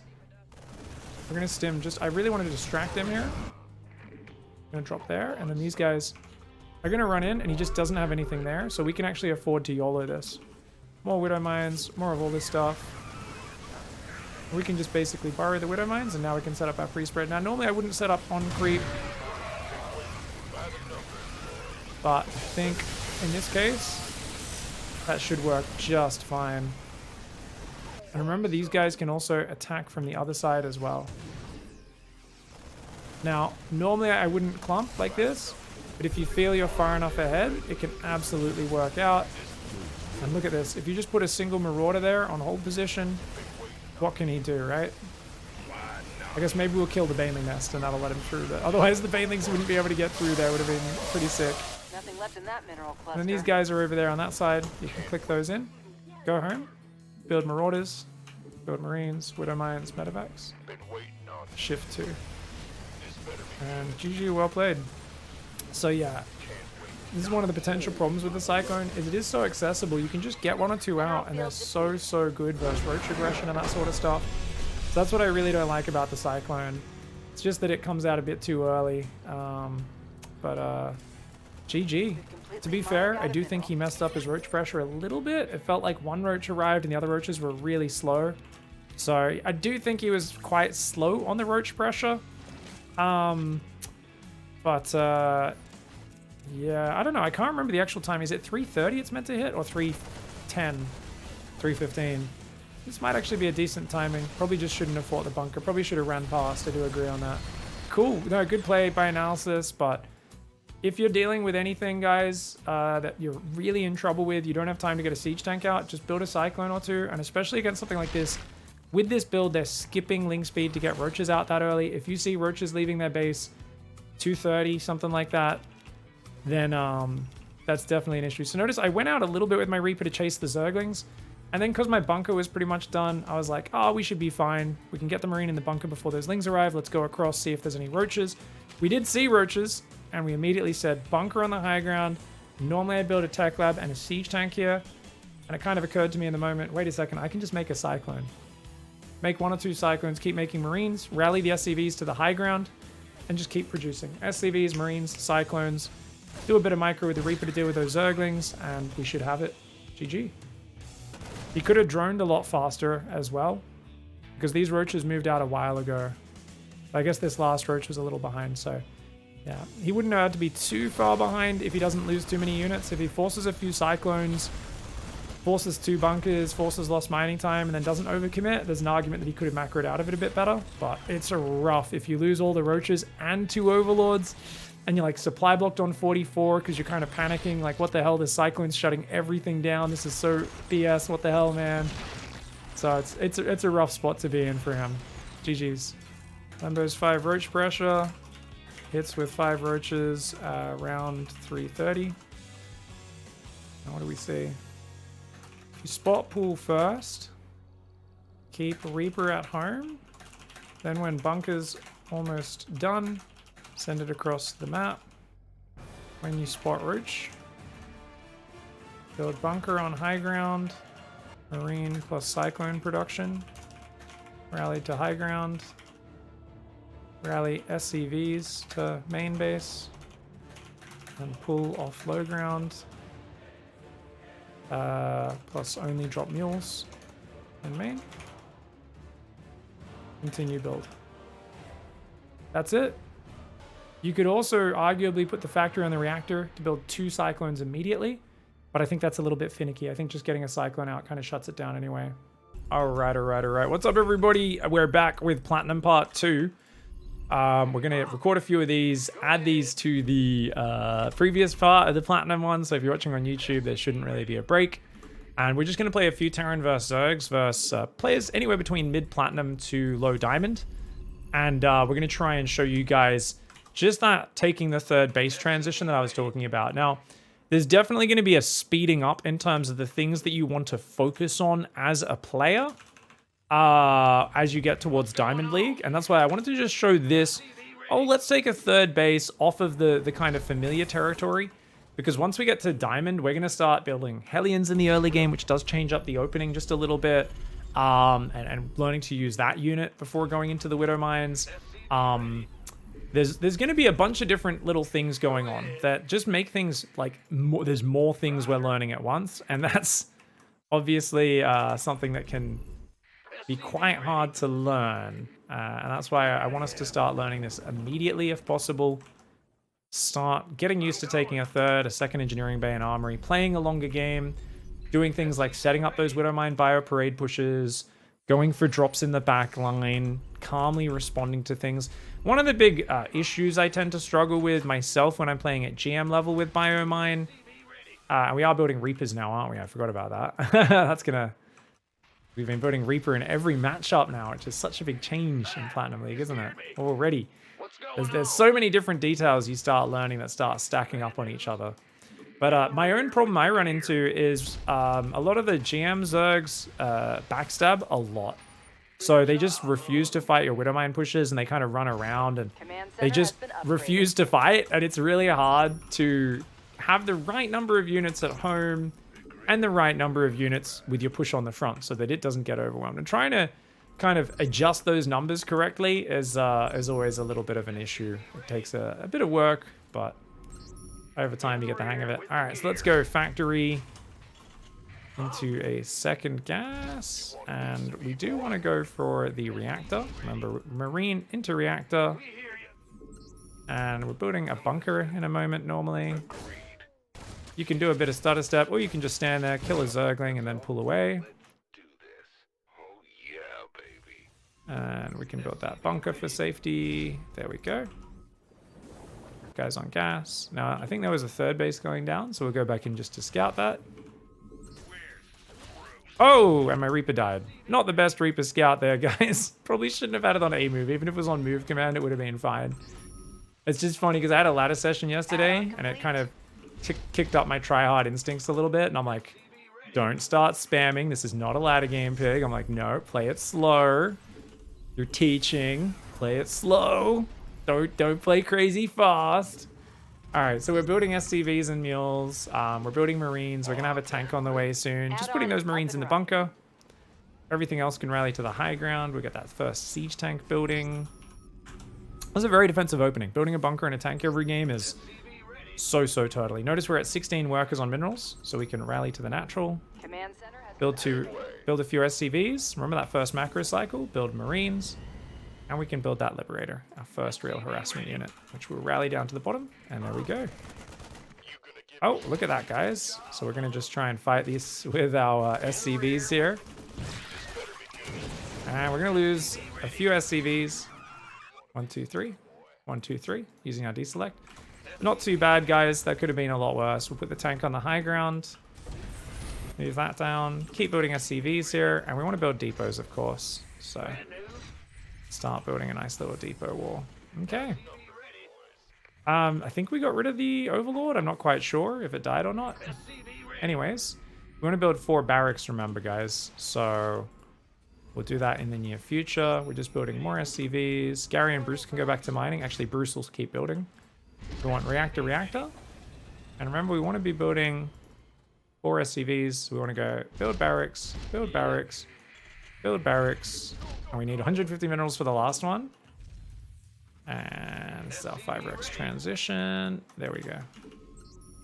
Build a few more SCVs and mules. And let's grab our Liberator. Yes, sir. And we want to go come around the back. And we're going to siege up inside our opponent's main base. Now, do we see a third here? Nope. So I think our opponent took the front third. All right, guys, what's next? Engineering bay and double gas. And another macro cycle. 1, 2, 3, 4. Build a mule. Build Marines. And then these guys, well, we don't need to do that stuff, do we? So we just need depots. Sorry, finish the macro cycle before we do building stuff. Gary and Bruce will finish the wall off. And then they can go in the main where they build more. These Marines can kill that Overlord. And now we can go, okay, you build reactor, you build reactor. You go there, you go there. Looks like the Liberator's going to die. We're still not microing that, guys. Start the upgrade. Start stim. Start that.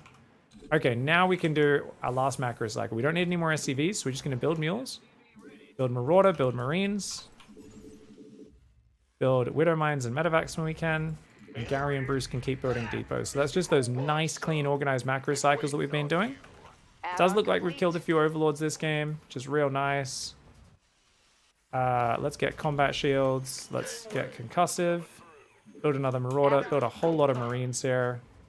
And now the reactors are done. We want to get a few Widow Mines and then a few Medevacs as well. Medevacs very important this early. The moment you get stim, shields, and Medevacs and mines, we can already start pushing. And the aim there is going to be to clear creep from our opponent. And then remember, we're going to take a third behind it. So on this map, there's a special feature, which is these minerals. So we want to mine those out. I'll just build 2 more SCVs, because you've got a few SCVs always building structures, so it always feels like you're a little light. Marauder, lots of Marines, some Widow Mines. And by the way, oh, nice.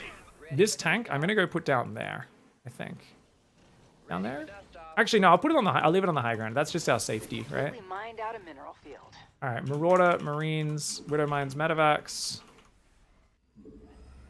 All right, last mule here, I think. Yeah, the rest have to be for scans because we don't know how good our opponent's creep is because we haven't really been pressuring. Why is it important to only select 4 SCVs to build the barracks? Oh, it's not, guys. You'll notice I've usually just been trying to box that many. It's just because you don't want to pull more than 4 off mining. And when you do your shift right-click back on the minerals, even that's going to interrupt their mining a little bit. So the less extra guys you select, the better. All right, we're going to move across the map now. I should have already sent some Marines out. So we're going to do that now, sending some guys to the towers. And now we can do that. Okay. Marauder, Marines, Widow Mines, get armor, Medevacs. You can send a Marine to that top watchtower again. Depot, Medevac. Now what? All right, this is looking great, guys.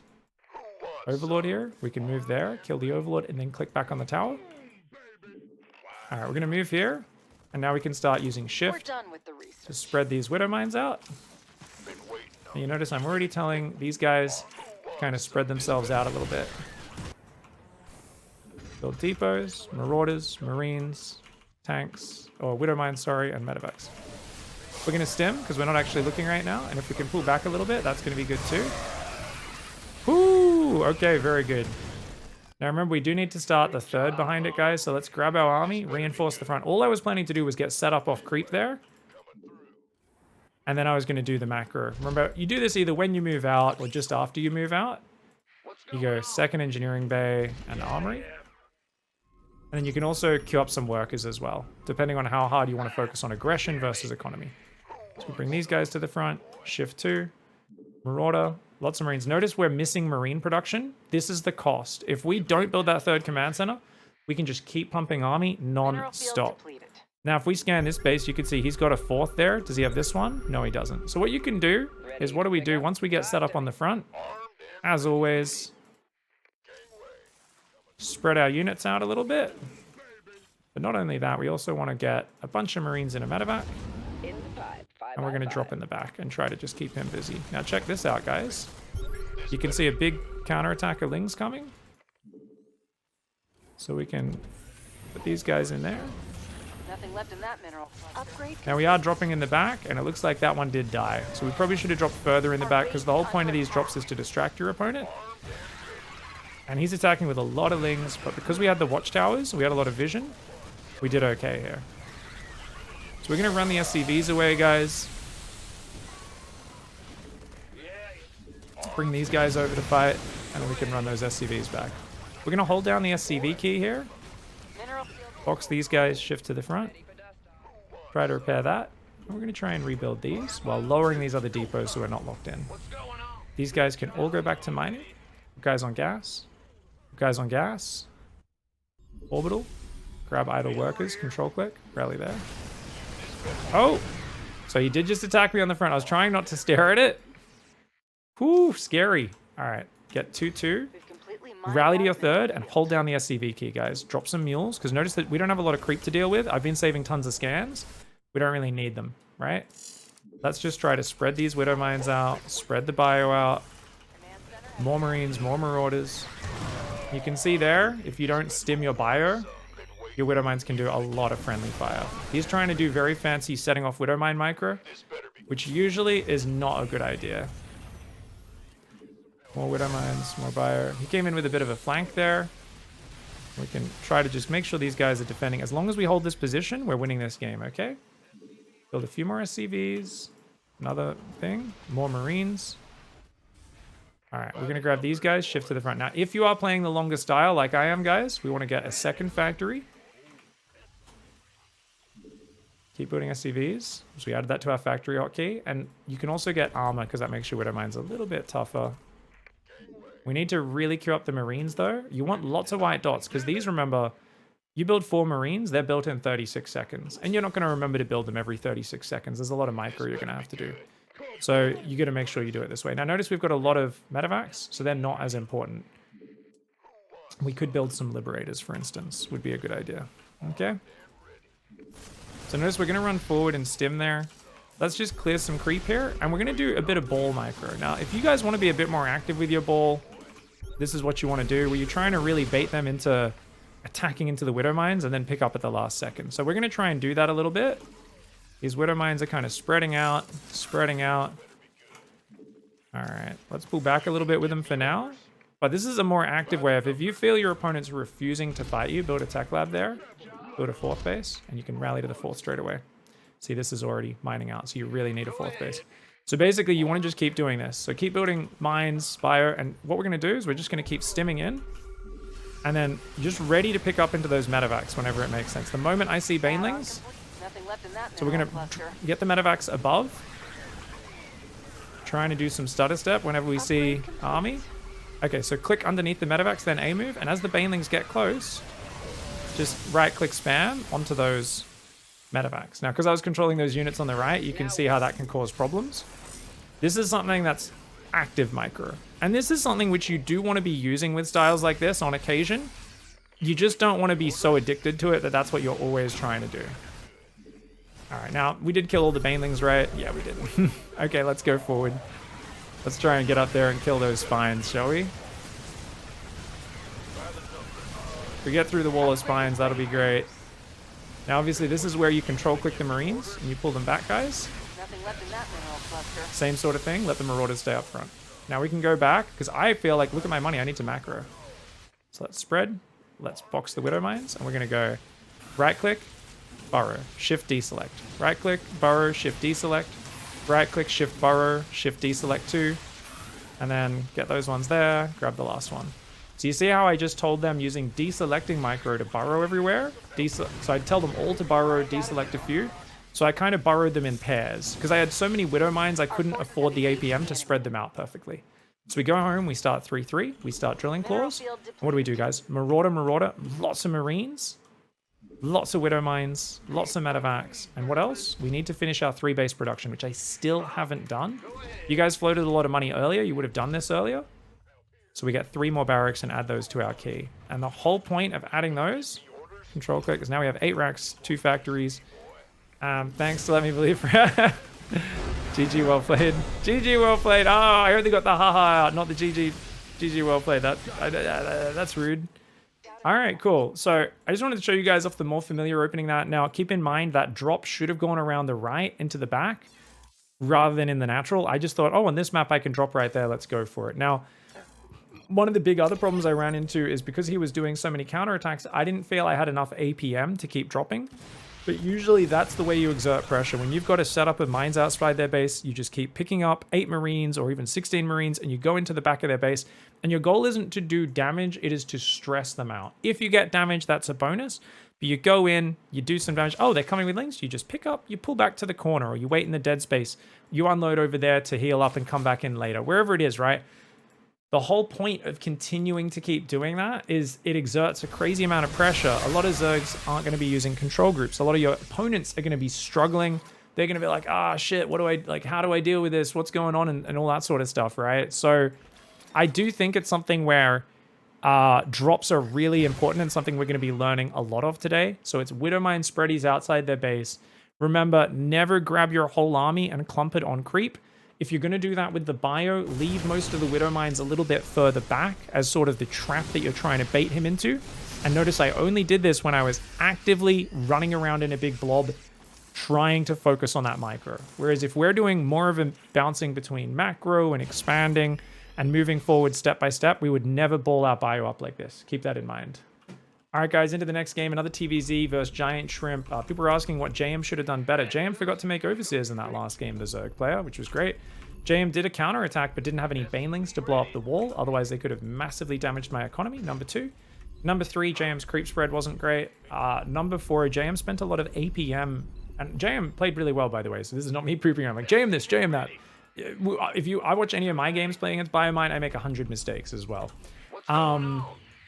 The other one was he spent a lot of time trying to run small packs of Zerglings in to set off Widow Mines, which is not as worth it as just when you go for the engagement, try to spread out your front Zerglings is the key. If you spread out your front Zerglings and kind of pull them behind the Terran army, there's a good chance you drag quite a few Widow Mine shots into the Terran. Also, if you attack from 2 or 3 sides to begin with, your units are so spread out already that it kind of doesn't matter too much whether or not you spread, because your units are naturally spread out already, right? So you've made it a little bit more foolproof for yourself, if that makes sense. So by attacking from multiple angles, your life is easier. A lot of people have this impression that they need to always actively spread against Widow Mines, and a little bit of general spreading where it's like, oh, I'm engaging, I know there's Widow Mines somewhere here, but without actually looking at the specifics of where they are, I'm just going to box the Zerglings at the front and click them through. That's kind of what you do. And we talked about that quite a bit in my Bronze 2 GMs for Zerg, as well as other videos about microing against Widow Mines. Now, we've seen a hatchery first, guys, so this guy can just come home. We can build the command center. Let's make sure our camera locations are okay as our Reaper rallies across the map. So we've got 3rd base, 4th base, 5th base. 1, 2, 3, 4. And we've got our rally point on top of our ramp.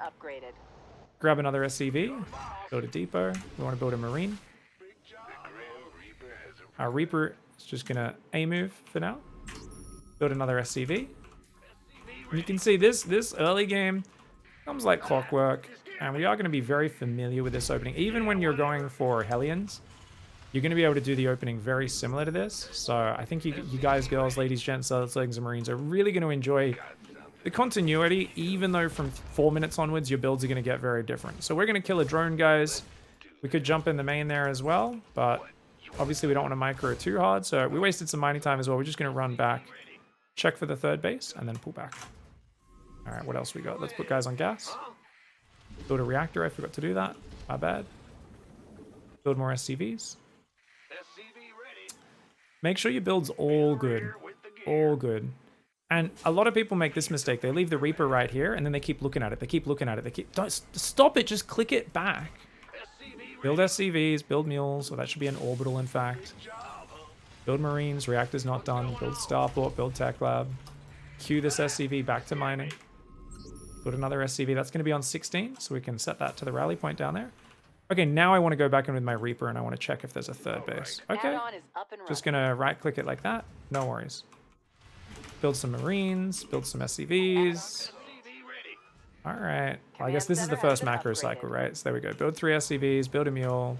Got the Marines queued. Build a tank. And then build a depot right after that. Now we see a 3rd base. The only other thing you want to check for, guys, is you can scout through the back with the Reaper. And we're getting closer to diamonds, so I guess I'll tell you guys what I normally look for, even though it's not really important just yet. We're going to rally that starport using the minimap near the main and do another macro cycle. Build SCVs. Build 2 Marines. Already got a tank queued. Build a depot. Now, what we're looking for there is, are you mining a lot of gas? And we can see my opponent never pulled off gas. So once you get to diamond and above, that's a big sign of aggression. We can also just look at the drone count. We see 1 billion drones in that main base. And an Evo chamber, that's a sign of greed. Not that many drones on the natural, but we've also seen a 3rd base as well. So the fact that they're expanding on top of all that is enough signs of that. Macro cycle, SCVs, mules, Marines, go to depot. And then we can go reactor. And remember, you can still select more than 4 SCVs, guys, and just do it like this. 1, 2, 3, 4. And then shift. But notice those SCVs are finishing mining minerals before they come and build the barracks. This is less efficient than me manually grabbing 4 SCVs, moving them off minerals, and building the barracks in a more organized fashion. Just comes down to how you want to execute it. There's the better way of doing it that is a bit more APM intensive. So it comes down to how coordinated you are with your mouse, how fast you are, and what feels comfortable to you with where you are in developing your speed. SCVs and mules, build marines, build depot, Add-on lower is that up one, and running. and pull back. So it looks like our Liberator, guys, we absolutely could try to move that, but I don't think it's going to survive in time. As you say. So we'll queue it to just siege like that, and then look away. Hopefully it does some stuff. If not, no worries. Double gas, engineering bay, another macro cycle. Those will be the last ones. Drop another mule, build 2 marines, and then, ooh, our add-ons aren't ready, so let's do that, guys. Build these, land on the reactors, build a tech lab. And it's going to be time for our last mule. No more SCVs, so just last mules. Marauders, marines, and then build those units, which we can't right now because the add-ons are still building. Build the depots. We get stim, shields. We can get +1 weapons. We can also get concussive. And notice using those camera locations if possible. This is our production hotkey, our rally point here. Main base, natural rally point. Main base, natural rally point. Go on. That rally point 1 will probably move down here at this point to our actual natural expand. Marauders, marines, and then we're going to be building widow mines and medevacs as these reactors finish. I accidentally rallied Gary and Bruce back to mining, which is unacceptable. I'm going to queue extra depot work for them. Okay. So, did we queue up concussive? We did. Queue up 2 more marauders. Lots of marines. Remember, those marine barracks need at least 4 marines queued at each time. Nothing wrong with holding those keys down. And we can build a few more widow mines as well. 1 more medevac. And we can queue up more depots. As long as we're non-stop building depots, we'll be really good, man. Alright. So remember, we could get ambushed. What's going to make it harder for him to ambush me is if we go for a drop. Oh me, oh my. Okay. Alright, guys. We're going to lose a depot wall, so we're building 7 depots in our main. We're trying to pull back right now, and we cannot fight till our upgrades are done. So just run the SCVs away, up to the main. There's no reason to fight right now, guys. Stim's not done. I know that because I looked at my marines, and that's grayed out underneath me. Oh god. Gonna repair that command center. Research complete. Trying to grab everything on the same army. Okay, Stim's done. Now we can Our win. base is under attack. So notice we're trying to move down so we're not stuck on the ramp, and then we can kind of move up and kill everything. Whoo! That was a scary moment there. Alright, we're still going to go for the drop in the main, guys. So we're going to click on the medevac. Now, if you can't click on the medevac, just select them all, control click, tell them to We're drop. done with the research. Now I can shift select that, and, shift deselect, and then remake my army group. Alright, let's grab all these SCVs, put them back down there, build 3 on gas, put on minerals, build the other gas, build a few more SCVs, get +1 armor. I don't think we need any more depots, right? I don't think so. Put those guys on gas straight away because we're going to forget to, because we're going to be all micro. Marauder, marine, medevacs, and mines, which we don't have money for, which is fine. These guys are going to move forwards. Okay, guys. Press stop on the medevac if you want it to stop unloading. And we can tell that to unload down here. Our main army is going to move forward, and it's going to push this right side, okay? Now, he's being very annoying, so what I'm going to do is I'm going to tell this to patrol. So he's freaking out. Notice he's staring at it, and this is allowing this army to move across the map. Marauders, marines, medevacs, and mines. Box these guys, shift 2. We're going to scan, because we know he knows about this. Nothing left in that mineral cluster. And these guys are going to go for a big attack here, We've completely mined and out we're trying to push. Now, I don't know if this is that good. We're trying to pull back to the widow mines right now. Stimming. The widow mines could get some massive shots because he clumped on us. We're trying to just pull back to the widow mines. It's the only micro we did. Behind this, marauders, marines. I don't see anything I can micro here, so we might as well just do that. Now we can move in. Looks like he gets out of there. Lots of overlords all over the map. Let's make sure we build more units. I wouldn't mind killing these units as they pop out. And, oh, just Hydra's coming out as well. Doesn't look like there's a lot of units. Let's go up to that left side and kill that nothing left hatchery. in that mineral cluster. And, oh, he doesn't have mining there. Okay, my opponent's broke. So we can drop these 2 Marines in the back, that distraction drop. We're building more Marauders, more Marines. Those are the most important things. If you're starved for money, guys, as long as you're building those 2 units, it's good. Widow Mines also aren't very important here. Notice we're started stepping away. Why? Because he has drones there. Also, my army doesn't want to fight. Why does my army not want to fight? The rule of economics, which is if you haven't reinforced your army in a long time, and they've been reinforcing their army, not a good time to fight. Keep the army alive, pull it back, join it up with, oh, that's where my army is. Because if you've been microing on their side of the map, you should have a sense for your army's getting weaker, their army's getting stronger. So if you don't throw those units away, you join them with your other force, and then you go for the game-ending push, that's how you win games. Marauders, Marauders, Marines. Widow Mines are not as important as Medevacs because they've got Roach Hydra, and Widow Mines are just generally better versus Ling Bane armies. And we can also go and try and take a 3rd base if we want a bit of longevity in this game. Now, why didn't we take the 3rd earlier when we were moving out? Well, we felt like we killed an attack so hard that we could just go win the game. Now, we could absolutely prioritize learning macro better if instead of going to counterattack, we moved out to put on pressure, but we also took a 3rd, and we probably would have had similar results. Giant Shrimp definitely caught me off guard. I've been very bad with my map vision in these games, but that was still a decent chance there. Just remember, guys, getting the 3rd command center, and then what else do we go? 2nd Engineering Bay Armory is going to go like that. I just felt like that was such a big roach attack, and if you look at the actual army versus army fight, I just want to show you guys what led to my game sense of I can just go win the game. And the reason is, I felt like I lost some buildings, I lost some economy. I don't think I lost more than like 8 Marines in the actual battle. Let's see what actual army units I lost. I lose a Widow Mine, a 2nd Widow Mine, 2 Marines, 3 Marines, 1 Marauder. I lost 3 Marines, 1 Marauder, and 2 Widow Mines for his entire army. You can see it in the units lost tab. I traded better than him, and most of my losses were depots and SCVs. So I already felt like this was going to be a fucking just disgustingly powerful moment in the game for me. And we see it is. Now, arguably, just taking a 3rd base actually gets me further ahead here. Because if you look at things, my opponent might be taking a 4th base, but their worker count sucks. They're only on 46 drones. They're barely using their 3rd. So it actually probably would have been a better call for me to just take that 3rd base, take the 2nd Engineering Bay in the Armory, keep building SCVs, and just do counter pressure. I wouldn't have won the game as quickly, but it actually would have been a safer way to get further ahead. So I chose to commit harder. This is a sort of instinctive, I'm just going to go kill him now sort of thing that I did there. If you want to do that, you can do that a lot in your games. Just do it in a consistent way that makes sense. For me, I was already built towards a big 2-base push, and all I did was say, well, let's keep rallying bio. And because I was microing my drop a little bit there and talking about what I was doing, I did float money for a little bit. You'll notice I immediately spent all my money on Marines and Marauders.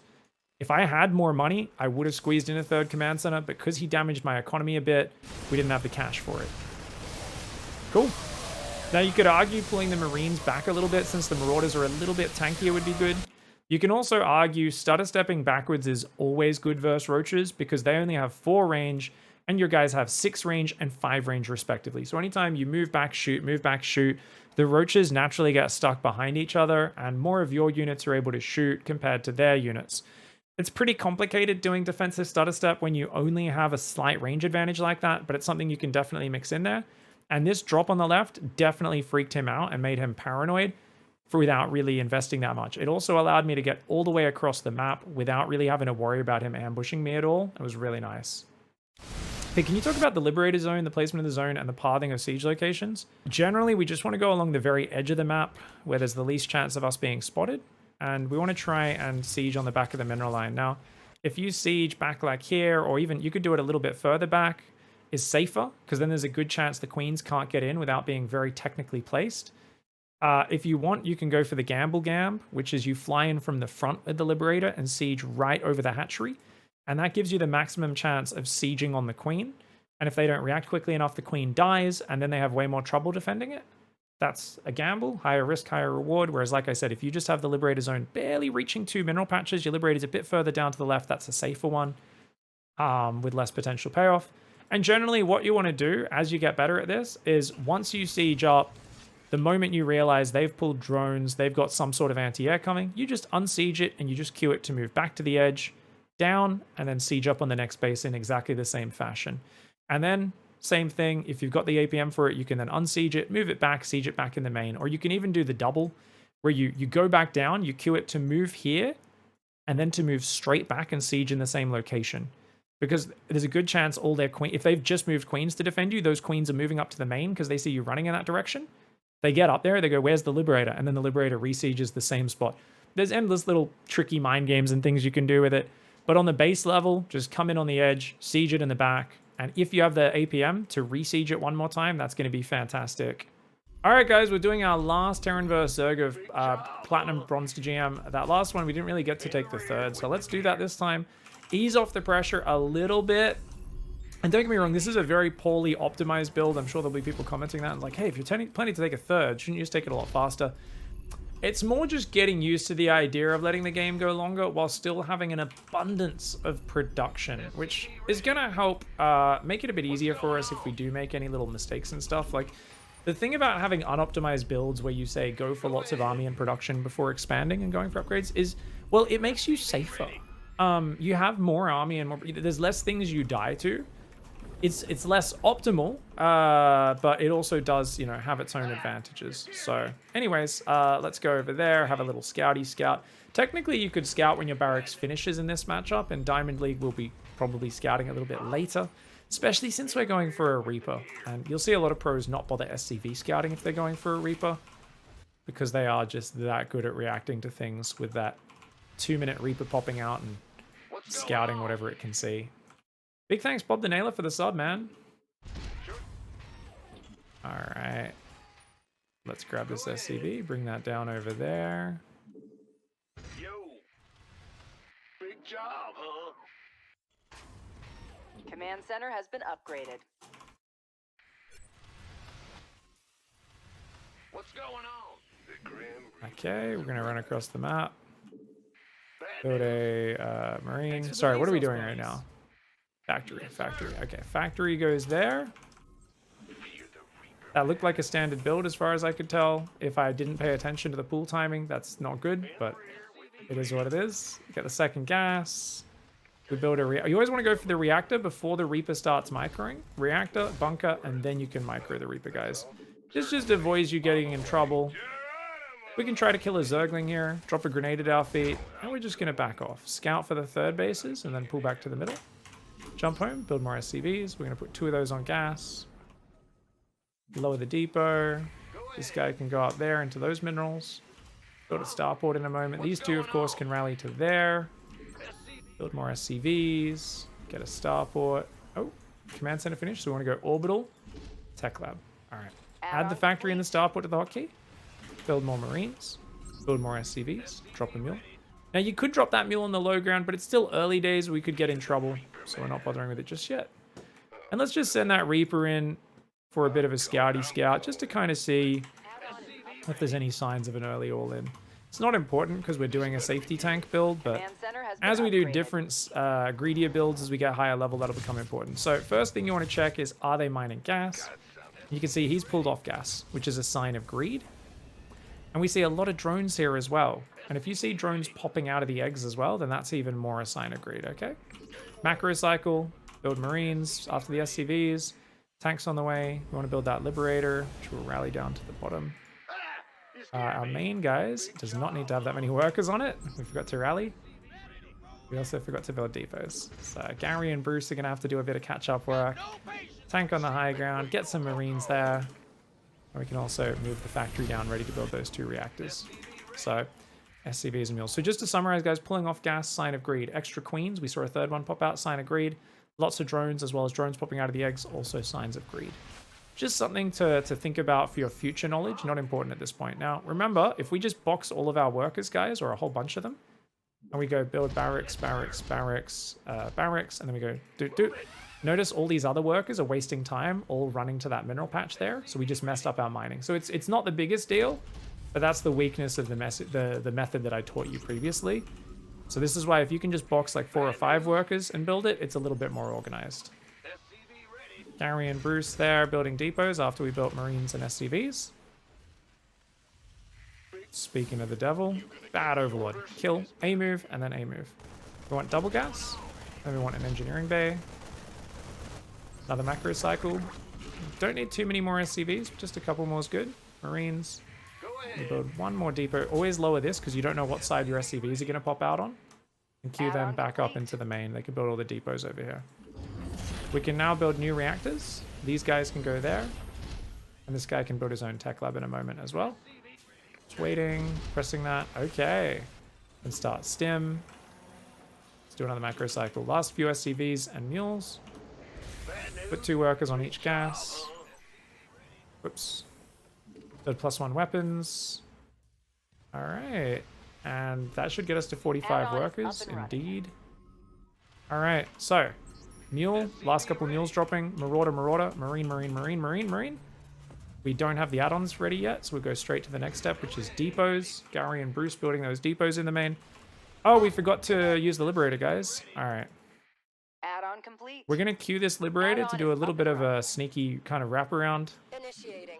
And he's going to do a very conservative siege in the back. But hopefully that distracted my opponent, even though I forgot about it. Combat shields, concussive. Marauder, Marauder. Marine, Marine, Marine. Widowmine, Widowmine. And then we want Medevac, Medevac. And you can see here, we're barely spending all of our money. Barely not being supply blocked. So this is very good macro. This is very optimal. And notice at just 630, look how big our army is getting already.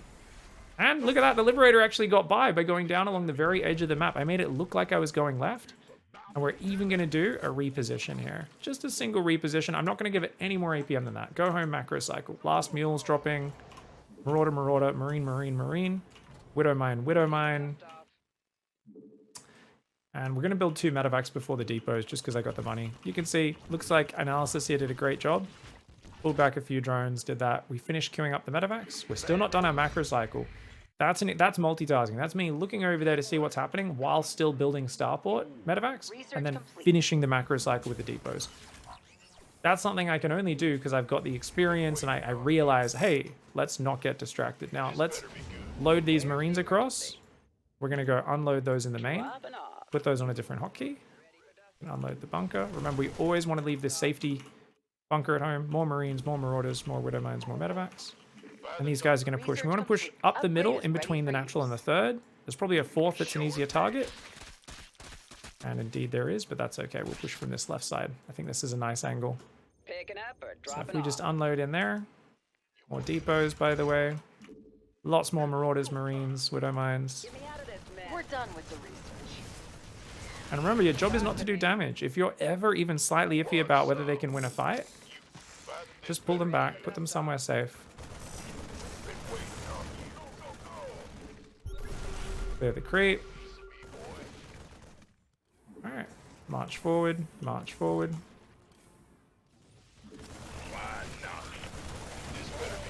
Alright, stim. Don't do any other micro. More Marauders, more Marines, more Widowmines, more medevacs while we just kind of watch. These guys shift to bring them back. Move the mine forward. Keep these units spread. Don't leave me hanging. Gonna drop in the back again. Okay. Depots, that. More units.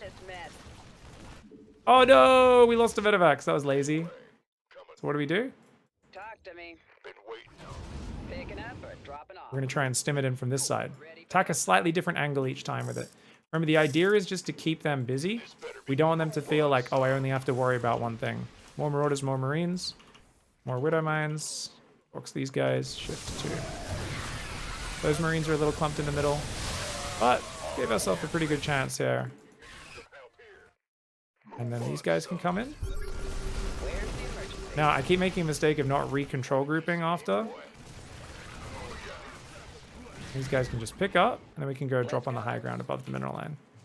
Meanwhile, Mineral field depleted. more Marauders, more Marines. Now notice here, he's on top of me with Queens, so we press stop. We go to the right. Mined out a mineral field. We're just going to go drop over there, okay? Now he's doing a fantastic job of stopping this. And it's totally fine if we lose. Build more Marines. Oh, what did I forget to do? I forgot to take the whole point of this build. Is to take a third as I moved out. What the fuck, man? This just shows how stupid I am, guys. I'm literally doing it the same way I did last Nothing week. left in that mineral. That's fine. Pig's actually really stupid, guys. He forgets what the whole point of what he's SCVs teaching are today under is fire. and goes on autopilot.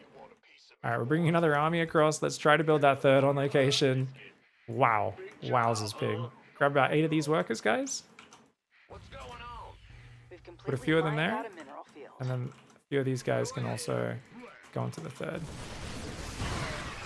Now remember what I said about doing hot pickups? Because I hadn't spread those units out, guys. That's why I did that, okay? And then these guys are going to stem.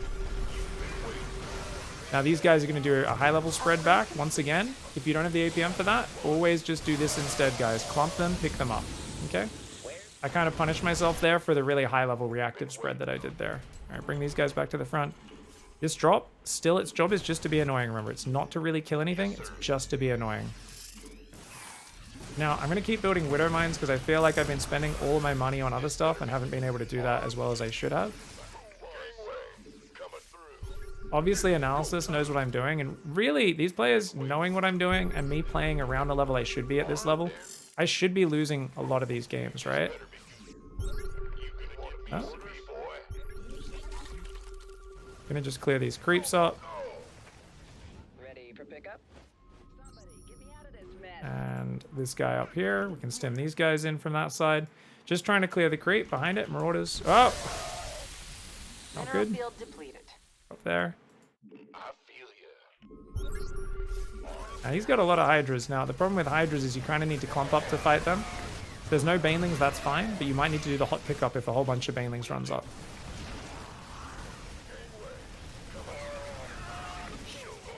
So we're going to try to run back to our Widow Mines, do some defensive stutter step. Who wants some? Okay, cool. Now we've got some guys there. They're going to just run in the mineral line and see what they can kill. Nothing left in that. Just shift click the drones.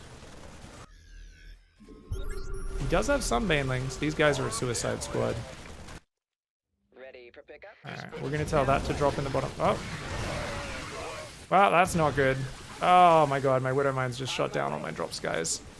That's why you do need to be very quick on the pickup if you're going to do the hot pickup stuff. You don't want to be doing it slowly, especially once Hydras are out. Oh my god. 2 2s on the way. We're going to make an orbital. We're rallying SCVs to that third and building them. Control click the workers, send them to the third. We've completely We're going to build a mined out second mineral factory field. and 3 more barracks to get our 3 base production. More Marauders, more Marines, more Widow Mines. These guys are going to go to the bottom left now because I think there's a base there. Sure thing. I don't think he has this watchtower, but he does. Okay. Command center. We're going to pretend we're going back to the right, even though we're not. Alright, we're going to try to pull back to these Widow Mines. So notice we're going to control click these and boost. They still all got shot down, which is very sad. Widow Mines are very good units when you're in a good spot and you're winning, and they're very bad once you start losing. I think Analysis just did too good of a job here, and he is going to take it down. Now, we would have had a lot more play and longevity if we went for that third base, but to be fair, it's not really an optimized build order. So the fact is, I keep wanting to teach this kind of step in between transition, but it is simply a suboptimal way of playing. I think the build I was doing does work better as a 2-base build. So as nice as it is to kind of learn transitions off of something you're familiar with, Under attack. that has to be balanced with, I think, us actually... GG, well played. I think that has to be Nothing left in that balanced mineral with cluster. us actually doing builds that work with the style we're playing as well. So let's go back a little bit in this game, take a little look-see, and we can see some very impressive macros. 60 drones by 5 minutes 50. I mean... yeah, Analysis deserves to win this game. There's no way this build order's ever going to beat someone playing as clean as Analysis is here. Analysis just did 9 queens, nothing but drones. And I guarantee you if Analysis plays this well on ladder, they're going to have a much higher Zerg versus Terran win rate than they probably do.